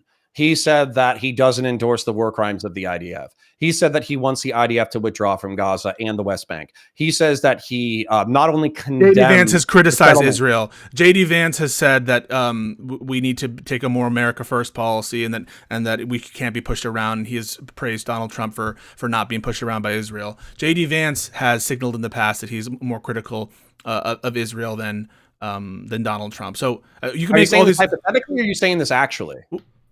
These are all true things I just said. Number one, I don't know if those things are true. Number two, I would say that Ethan Klein, in my opinion, has about the only... It's not even a sane position, because he actually has argued in the past that he thinks that West Bank settlers, even civilians, even women and children, can be treated as military targets. So I actually think that Ethan Klein actually has almost an extreme He has he's an anti-Zionist, of an anti-Israel position that you can have while still supporting the general existence of Israeli state. And so I think calling him a Zio shell is, I think it's fucked up, regardless of whether or not you call it anti-Semitic. Actually, you know what? I do think it's anti-Semitic. You're taking somebody who's potentially an ally, and you're calling them as bad as someone who wants to annex the West Bank and annex Gaza. Yeah, I think that's fucked up, hypocritical, anti-Semitic. Yes. I don't think that's entailed by saying Zio shill. I mean, I think that people might mean different things when they say Zio shill, or calling people, supporters of Zionism or whatever. But right, it's like getting paid in order to espouse beliefs that you might not believe. It's like a perverse incentive. What's your evidence that J.D. Vance is getting paid by Zionists? He might not be getting paid, but I think there's political incentive. I mean, Trump is getting paid by Zionists. Would you call Trump definition? Sorry, real quick. I just want to make sure that I'm using this word correctly. An accomplice of a hawker, gambler, or swindler who acts as an enthusiastic customer to entice or encourage others. So yeah, I don't even necessarily know if it's like purely financial. I might describe Trump as a Zionist. I might describe Trump as a Zionist shill in that he's literally taking money. Okay, so we agree that there's, if you are taking money, so for example, if you're taking a great deal of money from pro-Zionist institutions, you would be comfortable calling that Zionist shillism for any politician? I would say money or political clout, because I don't think it just has to be money. But yeah, if you're like an enthusiastic Israeli propagandist who cannot bring yourself to criticize the state of Israel, then yeah, I think that Zio shill, while it might be a derogatory term, it's probably an accurate term. Okay. Well, this is such a derail from the broader point that you could take this view that J.D. Vance is less racist or just as racist, or like put the racism shit to the side, and put the shillism thing to the side, and put the technology stuff to the side, on just the basic premise of ordered liberty and the Constitution and rule of law. Shouldn't that be like our guiding star? And the mere fact that you're willing to abide someone who is demonstrably proven, not just in your fantasies about Mao and your fantasies about Stalin and your fantasies about the gulags that are imminently upon us in the United States of America, but actually proven in multiple different instances, that they're willing to totally disregard the rule of law. The fact that you're willing to abide these people and consider them in the future as potential votes, that can't be correct on your view that the liberty and framework of this country matter the most. If you were okay, so number one, I think that you classifying threat to liberty as like a decent motivator, I think that's true. I think that would actually be my calculus. My legitimate calculus would be who is the bigger threat to American liberty, and then I would actually make a calculus, like a consequentialist calculation. In what world does that Newsom over JD Vance? Okay, we should probably make this a totally separate discussion. But I would say that you guys just don't believe in the power of the Second Amendment. You just don't. You just don't believe in the power of the Second Amendment. And if you check Federalist 29, if you check Federalist 46, I would strongly recommend before we have a discussion about the Second Amendment, you should read Federalist 29 and Federalist 46. Why do you value the Second Amendment over the First Amendment? Listen, because Vance is supporting the policies of like shipping people off because of their support for Palestine. Vance is in support of impeaching judges and removing them because they come to decisions that he doesn't agree with on the law. He has argued as recently as this year that at a certain point we have to start talking about not listening to the courts when they're ordering the president. So why is the Second Amendment getting this extra bit of Conor protection than like basic First Amendment, basic rule of law, basic structure of our government? Like, you understand that the only reason that any of the rights are able to be applied is if we have a robust separation of powers. You can't raise a Second Amendment claim if you don't have access to courts that can actually stop the excesses of whatever government you're talking about. So as a starting principle, you should be more concerned with separation of powers, the taking of complete unilateral control by one branch, and the distortion of the framework, right? The Bill of Rights are an afterthought.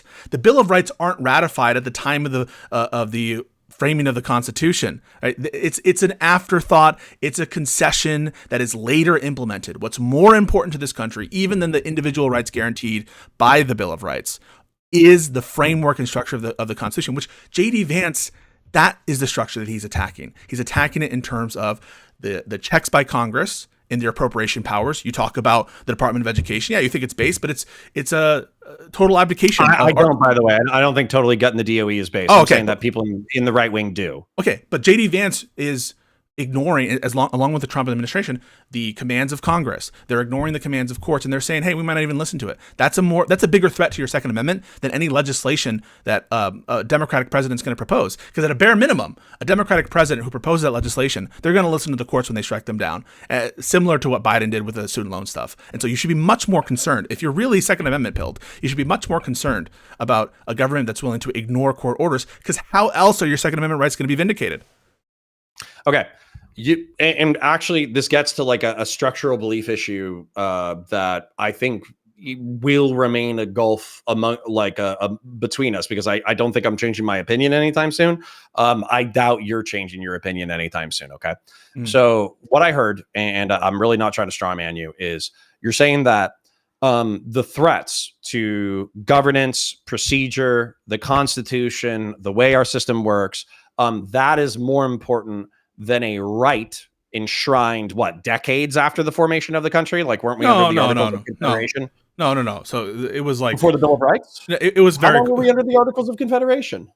Yeah, the Articles of Confederation lasted for, I don't know, 5, 6, 7, 8 years, something like that, maybe a decade. I'm not sure. So I thought it was like the Constitution was ratified in 88 or 1788, and it was enforced in 1789.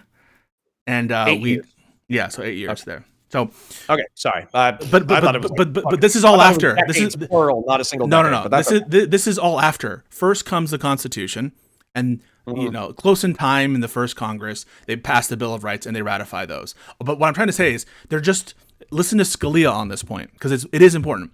They're just words on paper. What are rights? Right? Like, rights don't mean anything. They don't mean anything if they're not enforced by actors and if they're not respected. And So in order to have First Amendment, Second Amendment, due process, all this stuff, these guarantees, it presupposes a robust structure of separation of powers where the government is going to actually adhere to their promises on paper. And that is the foundation that someone like JD Vance and Trump is attacking. Maybe we're not disagreeing on this. Okay, but that's why it's more important to protect that than it is any particular right. Okay. Let me address the Second Amendment right after what I address next. Okay. Okay. So you're saying that Donald Trump and JD Vance have, and I agree, attacked the foundational social contract by which we abide, and I agree.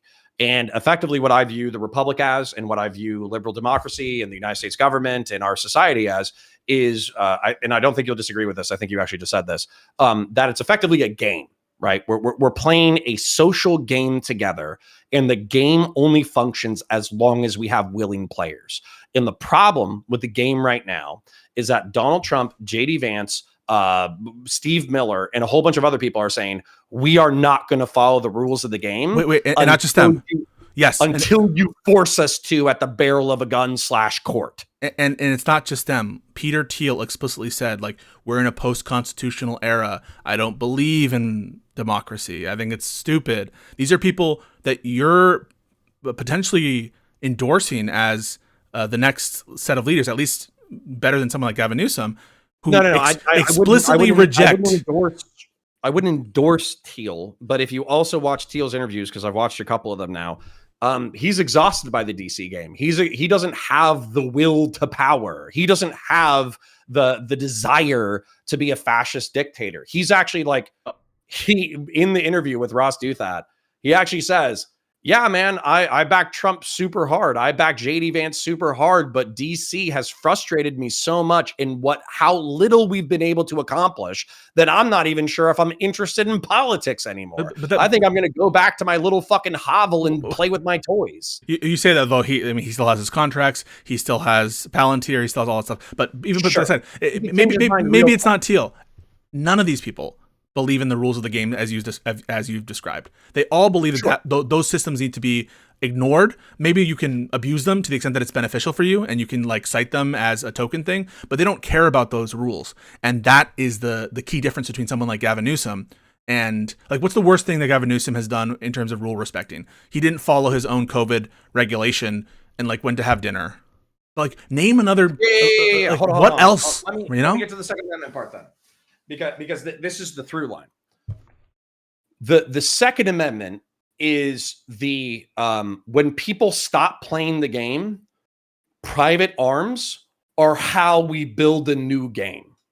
So eliminating private arms, the only reason why, like, and this is actually like a libertarian conservatarian perspective. The only reason why, and of course you guys, well, not the only reason why. The reason why people would be wanting to take away private arms in their entirety or regulate them to the point that they were not a factor is if they no longer wanted to play the game. And so this is one of the things that, like, Democrats frustrate the fuck out of me on, is like, why are you talking about, like, for instance, Adam Schiff, why are you talking about an assault weapons ban when you think we're on the verge of a fascist takeover?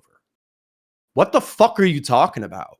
Because arms is how you reset the game and play a new game. So why are you taking away that tool? That's the dumbest thing possible.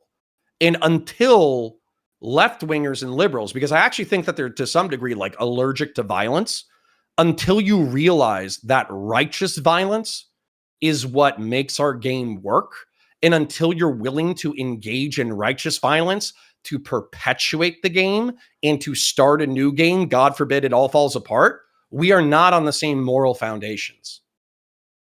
So you think that the fact that people like Schiff are targeting gun rights by doing this assault weapons ban, I'll have you know who else supported an assault weapons ban?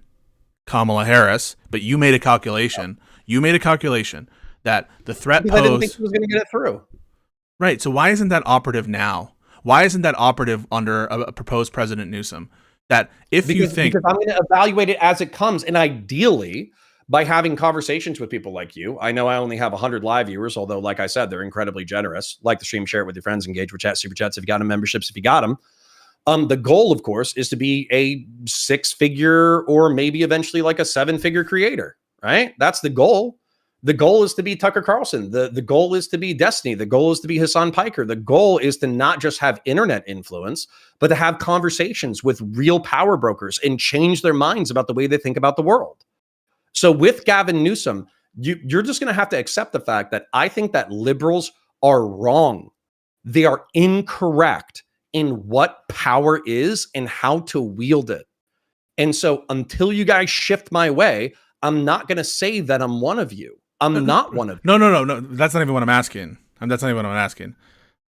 Put aside, I know that I'm not going to convince you. I can do a pragmatic vote for Newsom. I'm not saying that you could, right? What I'm saying is you're not taking a vote for JD Vance off the table. No, I'm not. In a way that you would take a vote for Trump off the table. Yeah. That is what I take to be the confusion. The confusion is thinking that I understand the confusion because you're saying that JD Vance would have helped him do the thing that I say is the reason why I can't support Trump. Yes, among other things and worse things. And he has worse people, like arguably worse people in his ear. Number one, I don't think it's going to be worse people. But they have yes. These people, through incompetence, have killed hundreds of thousands or millions of people. Weirdly enough, that was also true of Bush. So the thing about it is like millions of people because of Bush. What I don't understand. Hundreds of thousands, if not millions. So in Bush, through the war on terror, arguably killed hundreds of thousands of people. So my whole point is that it's going to be an evaluative criteria. It's going to be, how far left is the left going? Does the left understand power? Is the left willing to support the Constitution, win, lose, or draw? Are they trying to attack American liberty? Do they foundationally misunderstand the country? These are all going to be questions that I'm asking myself. And then what's the potential harm of the left? And then I'll be asking, what is the potential harm of the right? And by the way, maybe I'm being naive. I'm really hoping this is the bottom. I'm really hoping this is the bottom for the right wing. Nope. Really hoping. It's going to get worse before it gets better. Way worse. You think a Vance president... Sorry, real quick. If Donald Trump died... I don't even know if you believe this. If Donald Trump died tonight from a stroke, natural causes, passes out, Vance is president, you think JD Vance would be a worse president than Donald Trump? The only reason I think that maybe not is because he lacks the kind of zeal that Trump commands. But that's what I said. That's the only reason in which I would be like, okay, I'll take just kick Trump out and let's deal with Vance. I also think he's smarter. But that's what I mean. I think he's more malicious. Trump is almost predictable. Trump is predictable, and he's easy to charm, and he's kind of an idiot. Vance, I think, he overinflates his intelligence. I think that he's overrated in terms of how cerebral he is or whatever. But in general, I'm not confident that this is a person who I know how they work. That I know, and to the extent that I know how they work, it's like... As far as I know, the JD Vance's Trojan horse into the presidency was largely because he's a political opportunist. If you look at him, he shifted his ideology 2 or 3 times over the past 2 decades, depending on what was politically expedient.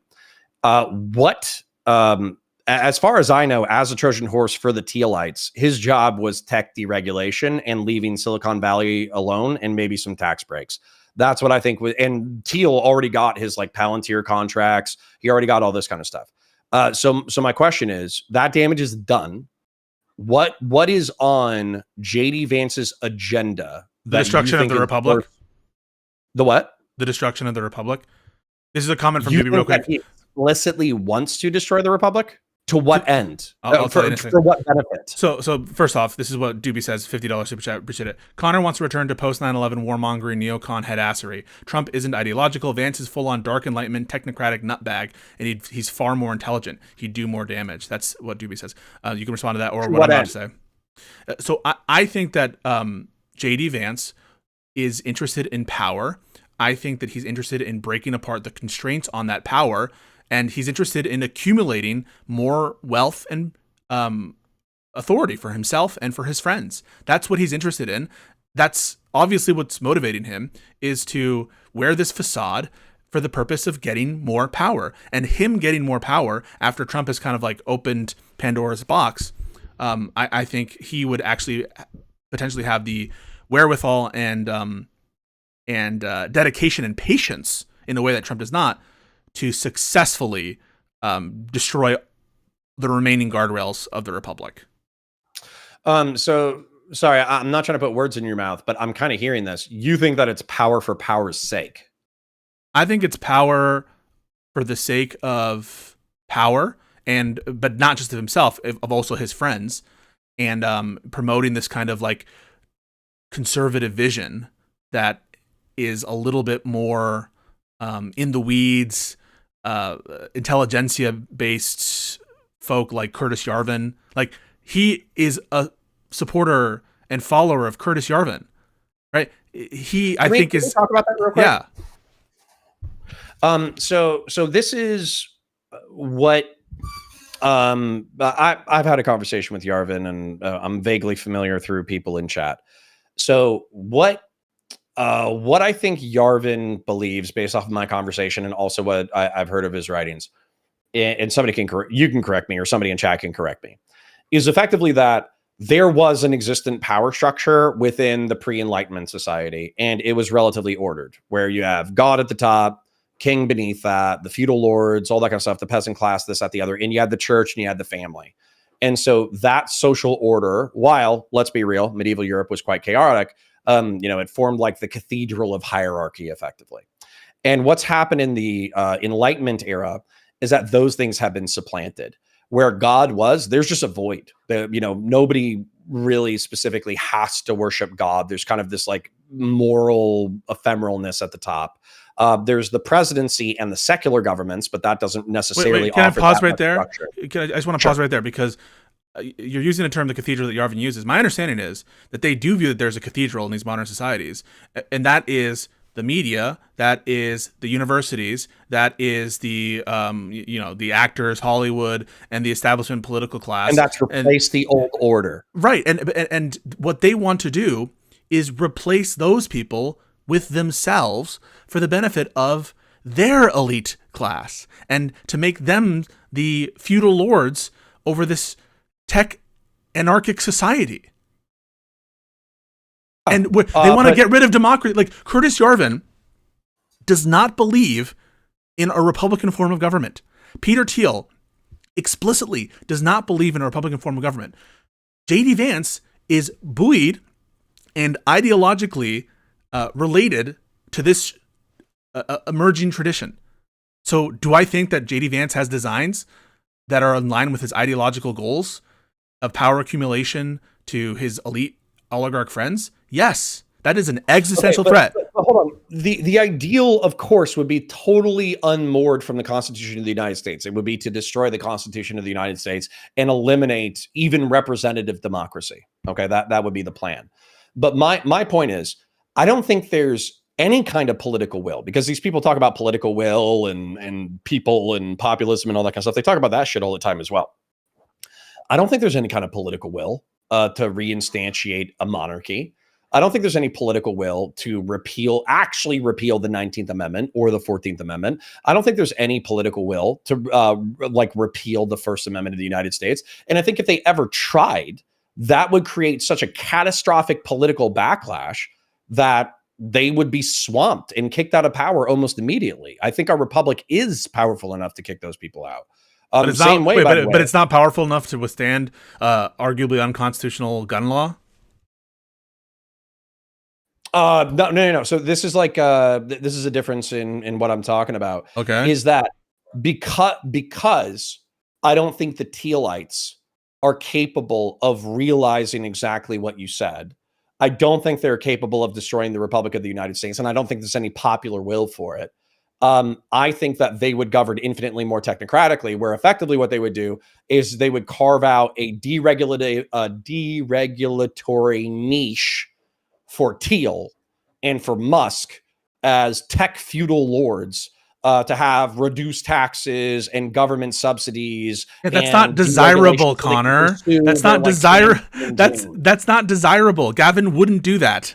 And the thing he would do. Wait, why would you give a fuck if Elon Musk fucked off to Mars? Why would you give a fuck if Peter Thiel created gay cat boys that they're gonna spend all of? So one, they're not gonna be successful. They're gonna spend all of our money and time trying to fail at that, and they're going to waste all of the potential things that we can do right now, and basically accumulate wealth for themselves at the cost of everything that we care about. And we have to basically live according to the whims of these egomaniacal crab people. I'm sorry. If I added up all of the subsidies and tax breaks for Elon Musk, how much of the federal budget am I going to hit? The percentage? That's not. Yeah, it's marginal compared to the overall budget. It's going to be pissed in the ocean. Yeah. So can we assume that how much do you think a Mars project is going to cost? What? How much do you think a Mars project is going to cost? And even if it were just $100 billion or $200 billion, fuck that. That's all of the USAID budget. That's more than it. What's the USAID budget? It was $10 billion for PEPFAR and USAID. $30 billion. I'm sure. And let's see. What's the budget for Starship? Budget for Starship. Starship. Elon. It's $5 billion in research and development to date. $5 billion to actually get to Mars with a human colony. Right. This is just on researching the Starship program. Right. You want to talk about getting to Mars? That's still pissed in the ocean. Look, and by the way, we might not agree on whether or not we should be an extraplanetary species, but that aside, okay. So for you're saying that you think that the Peter Thiel, JD Vance, whoever, they're going to be trying to destroy the Constitution of the United States and fray it so badly that effectively we live in a new techno-feudalist society, which I don't see the franchise going away. I don't see the Constitution of the United States going away. What I'm saying when it comes to Gavin Newsom, let's say Gavin Newsom comes up with I don't know, some fucking wealth tax. Wait, can you pause? Why didn't this convince you on Trump? I don't see the franchise going away with Trump, so I'll just vote for him. A lot of people did that. Yeah, a lot of people did do that. A lot of people in the center right did do that. Why didn't you? Because I care about international affairs. I care about Ukrainians. I care about Africans. I care about believe it or not, I care about republicanism. I care about whether or not republicanism and liberal democracy get spread across the world. And Trump was antithetical to that project. JD Vance is a nativist. Once again, dude, are you blind to the fact that you have pieces of shit on your side? Because that's what it sounds like. It sounds like you can't conceptualize of a left-winger so nefarious that a right-winger might be preferable. Well, the one left-winger that I know you'd vote for JD Vance over is Mamdani. I would vote for JD Vance over Mamdani. Do you know who I would vote for over JD Vance automatically, even though he's a staunch gun guy or anti-gun guy? Who? Mark Kelly. You make no sense. You're going off vibes. You're going off vibes, and you're reinventing a framework to make sense of this bullshit. What are you talking about? Because he's a fucking former military guy. That's enough to charm you. Not just because he's a former military guy. Exactly because what he's been doing over the past 72 to 96 hours. Okay, Mark Kelly took a principled stance against the Trump administration. He told the military, hey, you might be asked to do you might be given illegal orders, and I want you to disobey those. That is your job. That is your duty through court-martial or death. It is your job to follow the Constitution of the United States over the President of the United States. That is just a statement of fact. Yeah, and who's attacking Mark Kelly? Who's attacking Kelly? I'm going to glaze Mark Kelly. And what happened after that is Donald Trump said anybody who participated in the Seditious Six PR stunt deserves capital punishment. The Secretary of War said, I'm going to call you back into service and I'm going to make you do a uniform inspection and I'm going to put you in front of a court martial and I'm going to take away your rank and I'm going to embarrass you and I'm going to fuck you over. And you know what Mark Kelly said? He said, fuck you. That's what he said. He didn't back down. He didn't sanitize it. He didn't make it polite. He said that his oath to the Constitution of the United States is greater than any pressure that the president of the United States or the vice president or the media establishment or or anybody could put on him. And as a result, he prioritizes the Constitution and his oath to the Constitution of the United States that he served 30 years in order to do it. He stood on business and he told the Trump administration to go fuck itself.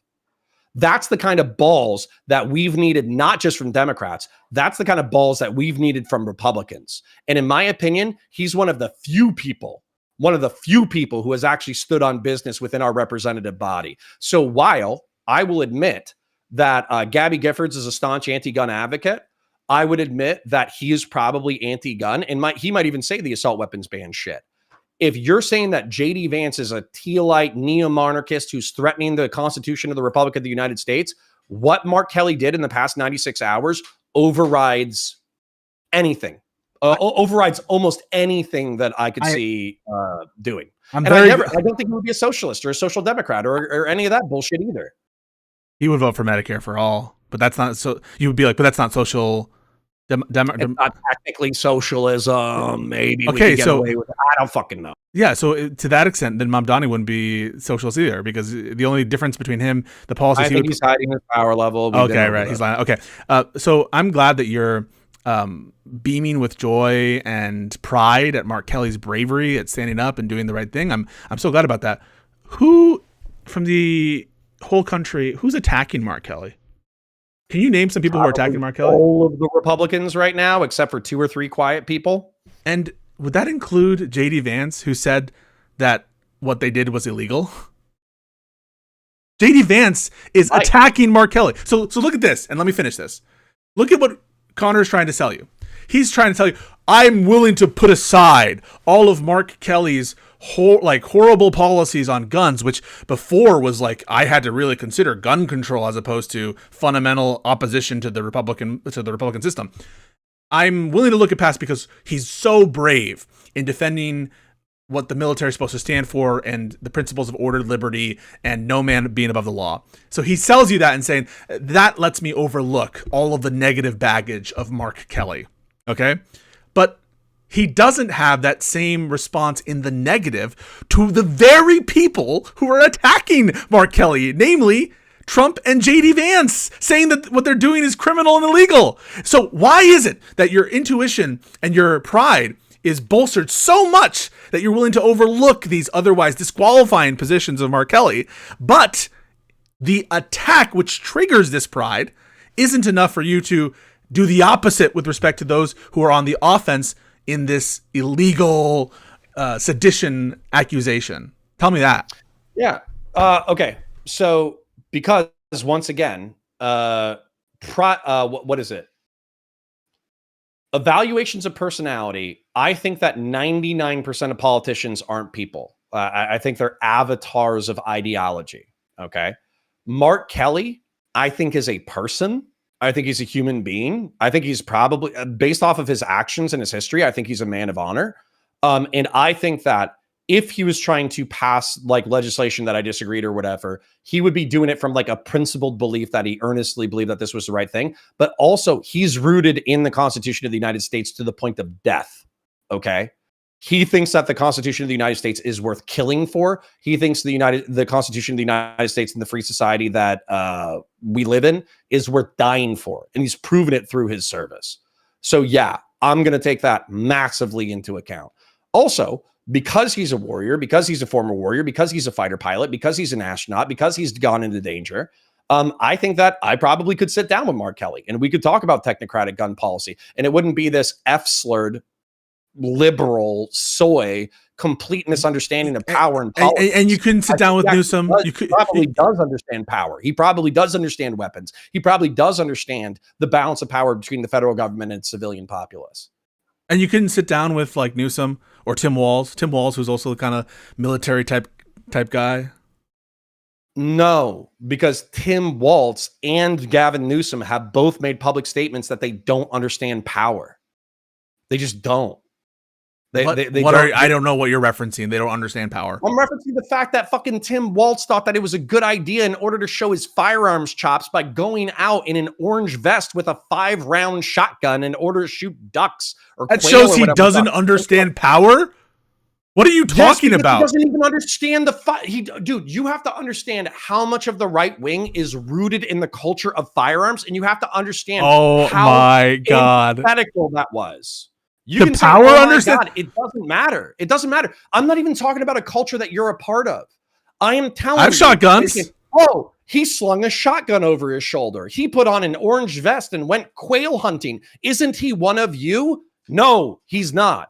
Oh, Sean Ryan gifted Gavin Newsom a SIG P365 macro on his podcast, and Gavin Newsom talked about how he went shooting a couple of times with a 10-round magazine. No, that doesn't show me that Gavin Newsom. Okay, you have a different proprietary. You're using private language because when people say they don't understand power, I usually don't think the first thing like they don't understand gun culture. But to you, power analysis and understanding power means following the niceties or the customs and norms or the safety instructions of gun culture and gun enthusiasts. That is a bizarre. No. I think power is often. Very often, probably 9 times out of 10, maybe 10 times out of 10. I think power is predicated off of like a understanding of violence. Like we are a collaborative species. We are also a competitive species, and when collaboration ends, you have to be capable of violence. So when you were saying if you don't understand violence, then you don't understand politics. So you would say something like Conor McGregor. He understands power more than Gavin Newsom. No, because he doesn't know shit about guns because he's Irish. He also has an 80 IQ. Oh, shit. Okay. So let me change it up again. We'll say Dustin Poirier, he understands power in a way that Gavin Newsom never will. I don't. Is Dustin Poirier another MMA guy? Yes. Okay. Again, I don't give MMA guys a lot of credit when it comes to IQ. This is so weird. This is such a leap. I think the better explanation, it is a leap. The better explanation is you think that Mark Kelly's kind of like a badass, like fucking masculine type guy, and Tim Walz kind of like this soy little dad who hugs children. Let's cut the bullshit. Let's cut the bullshit. What do you think power is? It depends on the context in which you're using it. When we're talking about political power, what do you think political power is? Yeah, an understanding of, and so an understanding of power, I take that to be a comprehension and apprehension of what it takes to get and your desires enforced in society. Okay, and how do you enforce your desires in society? Through various different mechanisms, depending on whatever governmental system you have, including, passing laws, ordering people with guns, getting money extracted. There's very different ways in which it's a broad concept, and different governments sort of enforce the desires of the leader in different ways. Okay, so when those mechanisms fail, what enforces those mechanisms? If the mechanisms fail, I think by definition, there's a contradiction there. If a mechanism fails, how do you enforce a mechanism that's failed? Do you mean, how do you enforce those? If somebody resists arrests or doesn't pay their taxes willingly, how do you get them to pay their taxes? How do you get them incarcerated and in front of a judge? You force them. Okay. So we at least got there. Okay. So force. Okay. Yeah, but it doesn't require a specific knowledge of the ways in which force is applied at the micro level. That's not the like sort of means of power, or like the analysis that we're talking about, or I didn't understand it you'd be talking about, is like power in the sense of operational capacity and use of firearms directly. Usually when we're talking about politicians and we're speaking of power, we're talking more of like the institutional power, or the ability to get people who do know how to do that thing to like work for you. Like we have a lot of fatties and old people and people who never seen a gun or held a gun are able to wield political power, right? Like Nancy Pelosi wielded political power. She didn't need to know like the 5 gun safety rules or whatever. Sure. But I think Nancy Pelosi and any politician, and this is actually like a frustration that I have with anti-gun people across the entirety of the political spectrum, is that ultimately, like at the end of the day, if everything falls apart, then you have to deal with the micro levels of force. So when you're talking about taxes not coming in, you have to send law enforcement in order to enforce taxation. When people aren't obeying legislation, you have to send law enforcement in order to enforce it. If you're being invaded, you have to have a military that repels an invasion. If you have a riot or if you have anything like that, then you have to have some form of security apparatus, whether that's militia or whether that's law enforcement. Granted. I'll grant that. When collaboration fails, you have to understand force. And what I think is missing from the private arms component is that, again, I would recommend you read Federalist 29 and you read Federalist 46. I've read all the Federalist papers. Hold on. I want to finish this. This is important. Mm-hmm. The whole conception of the Second Amendment, the whole conception of Federalist 29 and Federalist 46 is that we are a society that is capable of collaboration and competition, and power must be balanced. Power cannot be concentrated in an individual institution. Power cannot be collected in a single political body or even a single security apparatus. Power must check power. And so the ultimate check against government power is an intelligent, educated, armed, capable populace. And what it sounds like when liberals talk about gun control, they're not saying, hey, let's become more competent. Let's become more educated. Let's be more capable of force. Let's understand force and violence more desperately. It's more of, I want to ignore this part of the human condition because I don't like it because it's uncomfortable. And the fact that we have people in power like Gavin Newsom, the fact that we have people in power like Joe Biden, Mr. Put 2 buckshot rounds through your front door so the bad guy doesn't come in, they don't understand the micro level of violence, and therefore they misapply the macro level of violence. Sorry, real quick. When Joe Biden says, oh, you think private arms are going to do anything? You have to compete with F-15s. He doesn't understand violence. That's the leader of the free world. That's important. So yeah, I think Mark Kelly understands violence. And I think that Gavin Newsom wants to create a more miseducated population. So if there is a right winger who understands these things and is going to have better technocratic policy, I'm going to vote for them. If you want me to vote in some fucking soy-wristed F-slur who doesn't understand power, I'm not going to. JD Vance, he understands power because he's had military training, I guess. I mean, he's a former Marine. He's a pogue. But yeah, he probably understands the micro level of power relatively well. In that he's able to wield a gun. And you don't think that... He probably also you know that Tim Walz was a firearms instructor. He was a sharpshooting instructor. Okay. When you're talking about this, like, I could write you a fucking 10-page thesis paper on violence, like, right now. And we could talk about, like, small arms squad tactics, combined arms warfare. We could talk about close air support. We could talk about insurgency tactics. We could talk about infantry. We could talk about maneuver warfare. We could talk about logistics. We could talk about all this kind of shit. You don't need to know all that in order to be president, but you should understand at least the basic level of where force emanates from. Got it. We have a big super chat from Doobie again. Power, this is a quote, power comes from the barrel of a gun. Mao and Conor, apparently. It seems like Conor thinks power lies with the people ordered to kill rather than the ones giving the orders. So he ironically doesn't understand power in the modern world. Response? No, incorrect. Once again. So Game of Thrones parable. There's a sellsword, there's a priest, and there's a king. And the sellsword is told by the king, hey, kill the other two, and a merchant, if I didn't mention the merchant. The merchant says, hey, kill the other two. I'll give you more gold than you've ever seen in your entire life. The king says, kill the other two, and I'll give you lands, titles. I'll give you a princess. I'll give you endless amounts of political power. The priest says, kill the other two, and I'll make sure that you get into heaven. Who does the sellsword kill and why? You asking me? I mean, I know the answer that Varys gives. What? Okay, tell the chat the answer that Varys gives. He says, power's a trick. He doesn't even answer the question. It's a illusion. It's a shadow on the wall. No. Power resides where one believes it resides.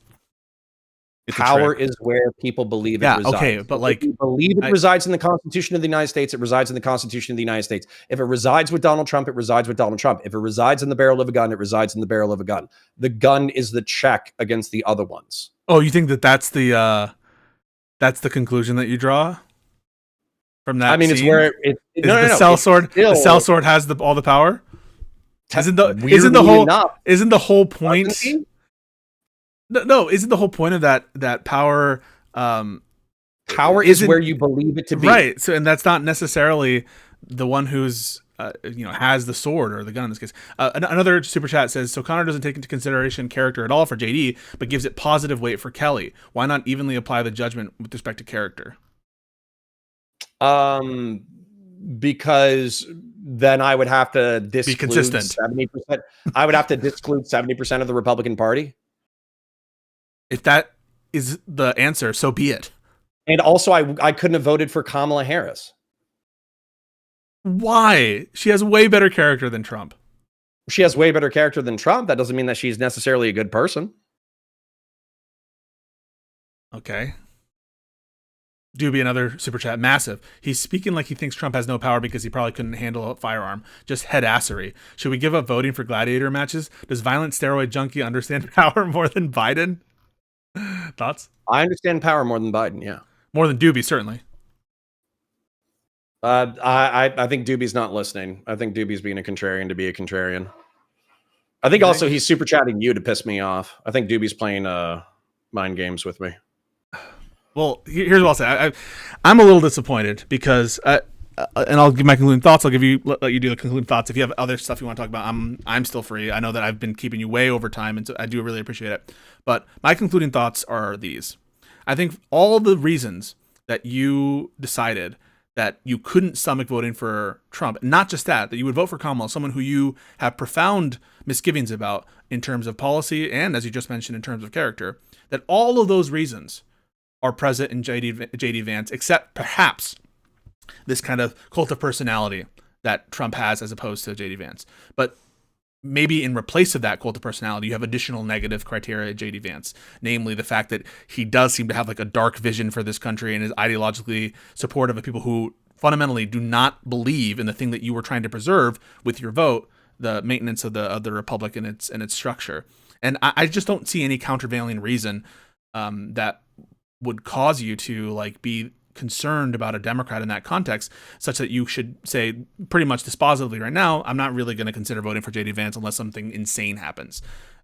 Namely, any kind of gun legislation that you're worried about, the Democrat president is going to respect the courts if they decide it's lawful or not lawful. If the court, which is overwhelmingly conservative and supportive of gun rights, if they decide it's unconstitutional, you can bet your bottom dollar the Democrat is going to follow the law on that. And they're not going to, and even if they wouldn't do it, you have like the take the gun from my cold hands response from a lot of gun owners, which probably would be the response from a lot of gun owners. So all this issue of like practicality that don't concern you as much, I guess, with JD Vance, because you don't think that JD Vance could do additional significant damage to our constitutional system because the people wouldn't stomach it. That's there's parity on that on the gun front with respect to Democrats. And then separately, it just seems like an inconsistent standard in applying like Mark Kelly, whose policies I don't see any daylight between Mark Kelly and like Newsom, at least not any significant one. Maybe on Tim Walz, he's like a little bit more populist in some of his agenda and socially liberal, but that is things that I don't even think that you're necessarily against. Like he's talking about having universal lunches and even some form of public option, which I don't even know that you're principally against. It seems so odd to focus on like Mark Kelly's stand for rule of law, democracy, and really value those principles in his kind of defiant stand against Trump in this latest thing about not following illegal orders, but then to ignore who is on the other side of that and who is actually trying to take him to task for saying that. And it's Trump and JD Vance and all the normal people there. So in general, I just like, you are far too limited in your disgust of Republicans. And it's, I think, pretty exclusively on Trump. Not entirely, but you would forgive a lot of these people. You would forgive DeSantis and you would forgive Haley, and definitely, and you would forgive JD Vance if, I guess Newsom or some other normie Democrat who doesn't understand power, by which you mean how to fire a gun or gun culture. And that, I think, is so bizarre and ad hoc, and it seems to be constructed to support an unjustifiable vibes position. But I'll let you have the final word. Thank you. So what I would say is, Thank you for I think that. Sorry, what's that? I was just thanks for the memberships, but go ahead, sir. Oh, okay. And Doobie, thanks for the 50, by the way, back in the day. I think I already read that one. But the Kickstarter. Oh, okay. Sorry. Doobie with the 50. It's called the Dark Enlightenment because it's explicitly opposed to the principles of the Enlightenment, anti-democracy, anti-equity, anti-equality, anti-liberalism, either rule versus the rule of the masses. Elite rule versus the rule of the masses. Okay, so what I would say is I don't like direct democracy. I'm not an egalitarian. I do like liberalism because I like maximal human freedom, but we do disagree on where that line is. And then I do think that elites should rule compared to the rule of the masses. So once again, like I might be more elitist than people want to give it credit for. Okay, so let's talk about this. I think that the political sands are shifting beneath our feet. I think that the Republican Party, at least 50 to 60% of the Republican Party has been co-opted by a economic populist right-wing demagogue, and it's reshaped the party in ways that are probably going to echo for the next, probably for decades. But that person in their cult of personality is losing power. And I expect more establishment types to reassert power once he's gone. What I mean by that is I expect the Republican Party after Trump's gone to be more technocratic. I expect the neoconservatives to be louder. I expect the libertarians to be louder. I expect the even within the right wing, the MAGA coalition, there are right wing economic populists and there are tech feudal bros. It's a totally contradictory hodgepodge of schizophrenic ideas. And what's going to happen is when the king is gone, all these political factions are going to vie for power. I want to vie for power within that structure because I think that republicanism in its ideal form actually can be a just ruling, governing philosophy. One of the things that I have problems with liberals, and it even happened in your closing statement, is that I think that because you guys are so dismissive of force or power at the local level, at the individual level, that you don't understand how it's systematized. You don't understand how, so power is where people believe that it resides. But if government officials don't understand that actual force resides within the security establishment might rebel against the population and steal political power. Same thing where if you don't believe that farmers don't have the capacity, the ability to effectively stop growing food and they could fuck up your logistics chain, so they could fuck this, that, the other up. The whole point is power resides in many places and in many forms, and it is where we believe it to be. However, my point is that power is oftentimes best when it's diffused by many people. Where when you have 400 million guns, you got 330 million citizens. You probably have 3 to 10 million veterans who are sworn to the Constitution of the United States. You probably have 2 million active service members who are either reservists or not, who are loyal to the Constitution of the United States. That's how you perpetuate a republic. And what frustrates me about what Pisco said, what frustrates me about what many liberals say, is because violence is vulgar, because it's mundane, because it's for the plebiscites, because it's for stupid people who didn't get a college degree, they don't understand it. They don't understand it. They disdain it. They think it's like they think that it's for the barbarians who serve society. They don't understand how much of their society is predicated on violence, and so as a result, I think that ignorance is part of the reason why they also have disdain for the Second Amendment. I think it's why they have disdain for the Founding Fathers. I think it's why they have disdain for libertarians and to some degree, the liberal project. And I think that when you see a death by 1,000 cuts by left-wing people, it's often because of this misunderstanding of power.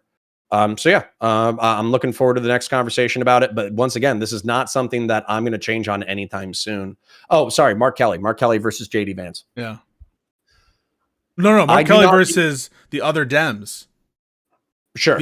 Let me do Mark Kelly versus JD Vance, Mark Kelly versus the other Dems, and then let's close it out. Yeah. So Mark Kelly versus JD Vance. The reason why I would potentially pick JD Vance over another Democrat is because you guys are normalizing people like Mamdani. You're normalizing progressives and socialists and communists, and to some degree, their talking points. I hear endless Hassan Piker apologia within even the liberal sphere. And so as a result, I'm wildly uncomfortable with you guys normalizing what I view as revolutionary leftists. They're normalizing grippers. They're normalizing grippers. JD Vance is normalizing gripperism. Yeah, I view it as a mirror. And so the lack of awareness that you guys have, where you seem to be normalizing extremism, I find repulsive, naive, stupid. So that's frustrating for me. And so if there was somebody who was listening to Hassan Piker, stealing Hassan Piker's talking points, being a social democrat in the streets, but being a socialist in the sheets, I'm going to pick a right winger, because you know what? In a techno-feudalist society, I'm still going to do okay. I'm a smart guy. I'm white. I'm cis. I'm het. I'm male. I'll do fine in techno-feudalist anarchic. I'll do fine in Ancapistan.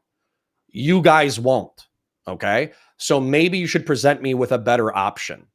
The better option, by the way, is Mark Kelly. Mark Kelly is somebody who's loyal to the Republic, loyal to the Constitution of the United States, understands power. If we disagree on gun legislation, I think that I would be able to talk to him in such a way that he would at least understand my perspective, whereas you guys are largely wholly ignorant of it. And as a result, I would obviously pick Mark Kelly on a personality basis, maybe not on a policy basis, but I do think that he would try to govern justly. I do believe him. I do think he's earnest. I do think he's taken risks for the Republic through his military service, through his astronaut career, through his public service as a senator, and through what he's done in the past 96 hours. I genuinely believe him to be an earnest and honorable man. And then finally, him versus other Democrats. Yeah. No offense. The path to hell is paved with good intentions. I like abundance liberalism. If Gavin Newsom becomes a gun centrist, abortion centrist, abundance lib, I'll vote for him. If he becomes a white guilt, CRT, DEI, progressive gun control advocate, I'm not going to vote for him. And that's up to you guys, not me. So, yeah. Hey, Conor, thank you so much for postponing your conversation with Dan Pace. Yep. I really appreciate it. This is a huge issue, and we're going to have to return to it over time. Because I don't think, if this is true, what you're describing to me, and it's not just you trying to do a little virtue signal to the Republicans that may be watching you, I think that, yeah, you can't call yourself a Democrat. If you are open to voting for JD Vance on this basis, on this like what I think is a bizarre set of frameworks, like I'm concerned about your vote in the next presidential election, or even in the midterms, frankly. It doesn't seem like you're taking the fight against Trump that seriously, if this is your position. And I think that by this logic, you'd have no problem voting for any given congressional Republican candidate for office. That is concerning to me. But what can you say? I said you would have the last word, so I'll let you respond to that. No, it's all good. To quote the great Antifa General Joseph R. Biden, don't compare me to the almighty, compare me to the alternative. Give me a good alternative. All right. Anyways, I'm going to run. I got shit to do, but parasocial love to you and yours. And happy Thanksgiving, bro. See you later. Yeah. Happy Thanksgiving. Follow Conor. Follow Valor Media Networks and follow Counterpoints 40K. If you want to see Counterpoints' 40K takes, Counterpoints Politics, if you want to see Counterpoints' 40K takes, and Counterpoint Star Wars, if you want to see his Star Wars takes. Yep. Counterpoint Sci-Fi, Counterpoint Star Wars, Counterpoints 40K, and Counterpoints Politics, and Valor Media Network. I know it's a lot of channels, but you should just put all the politics in the 40K channel, because it's the same thing. I tried that. They didn't like it. Yeah. So right. Much love. See you later. See you, bud.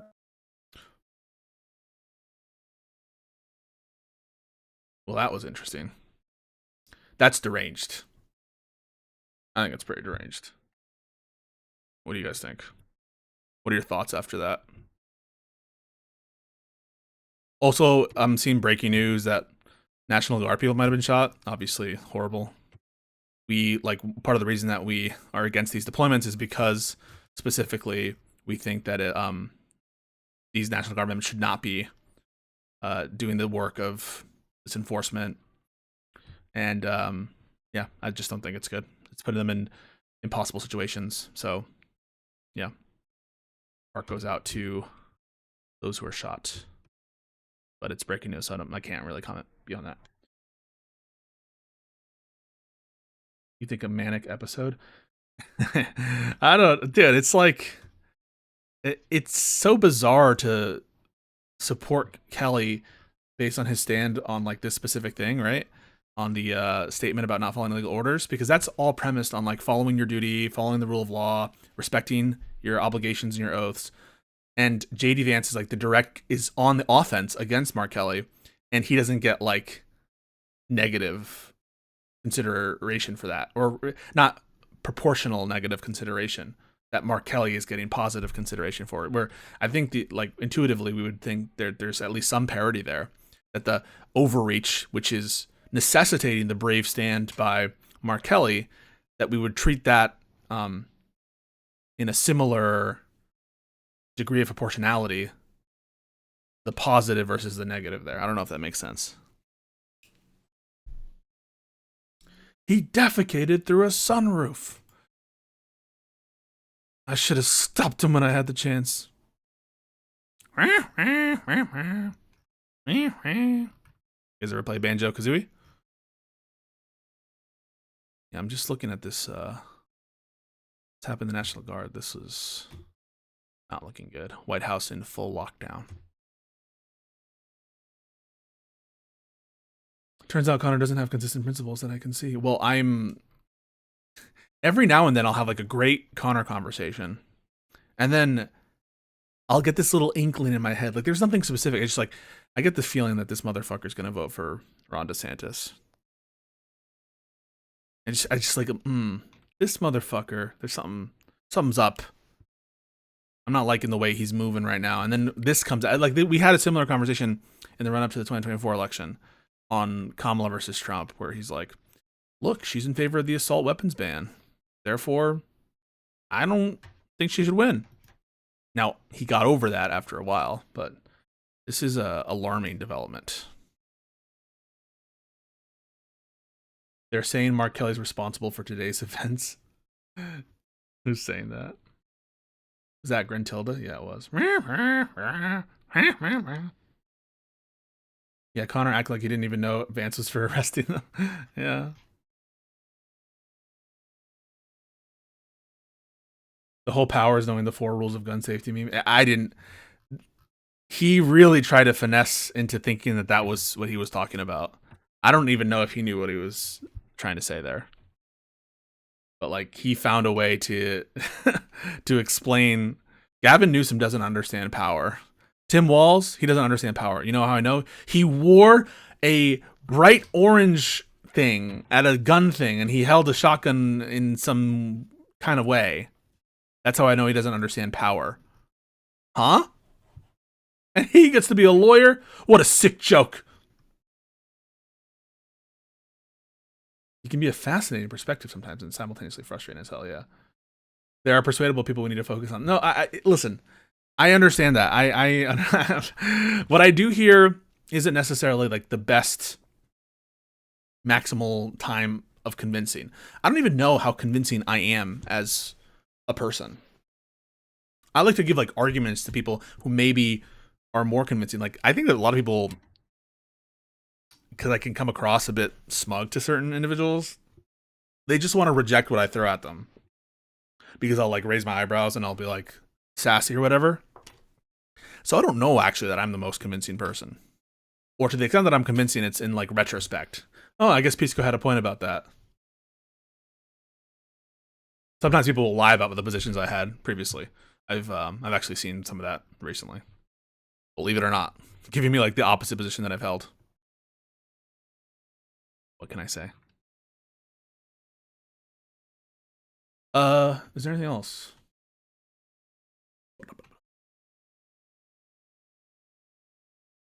I think I'm convincing the people who are already like sympathetic to what I'm going to do, what I'm going to say.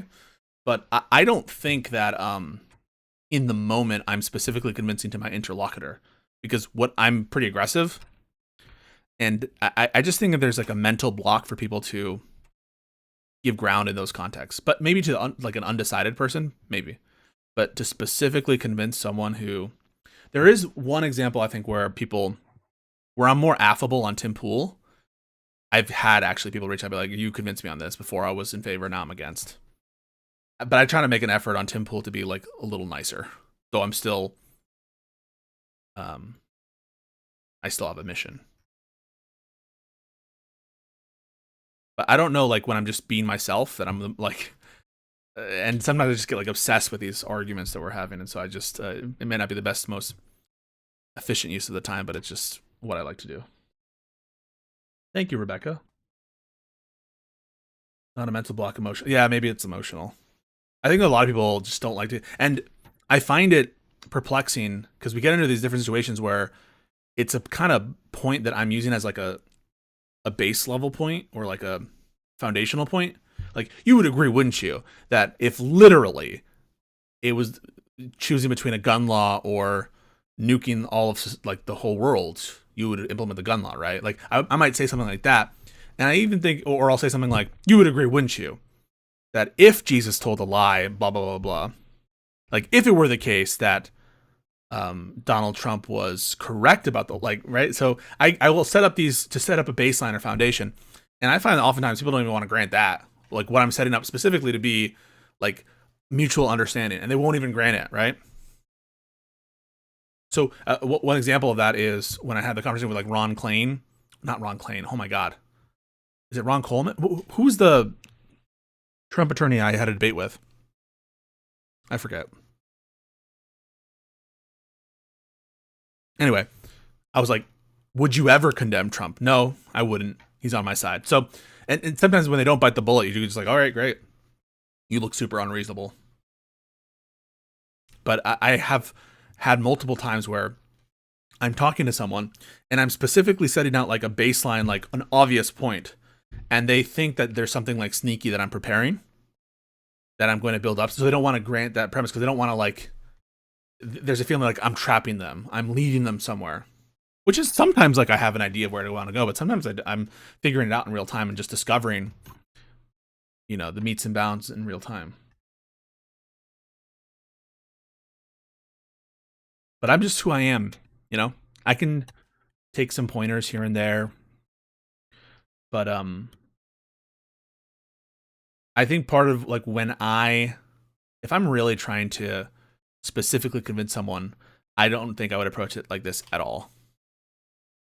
I think it would be like, oh, more like interview style. Like, wait, oh, so you think JD Vance has some good points? Yeah, talk to me about that. Are you worried? Like, phrase it more as questions. Because now I think if I were to ever say to Conor, hey, Conor, remember when you said that you would consider voting for JD Vance? Wasn't that stupid, given that JD Vance just like announced this gun buyback program? Weren't you an idiot to trust JD Vance would be better on guns than someone else, right? Like, I don't think he would give ground then. I'm like, no. Like, that's just kind of my way. They don't want to, if I approach it interpersonally from a position of, gotcha, they don't like that. No one likes that.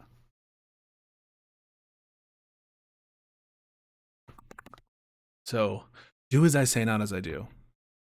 The value add I think I provide is like, I'll let people who are probably sympathetic to my view understand like my view on how to see an issue, and they can, you know, go to town on Twitter or in their interpersonal lives, or just feel more confident when they're walking into these different scenarios that maybe someone's thought about it a little bit. Anyway, folks, I gotta go hang out with fam. Hope you all had a wonderful stream. I certainly did. Sorry it's a little more scuffed. I'm just not at my usual setup. I'm back in the old stomping grounds. Got my Frank Lampard poster in the background. Some of you spotted it, clocked it.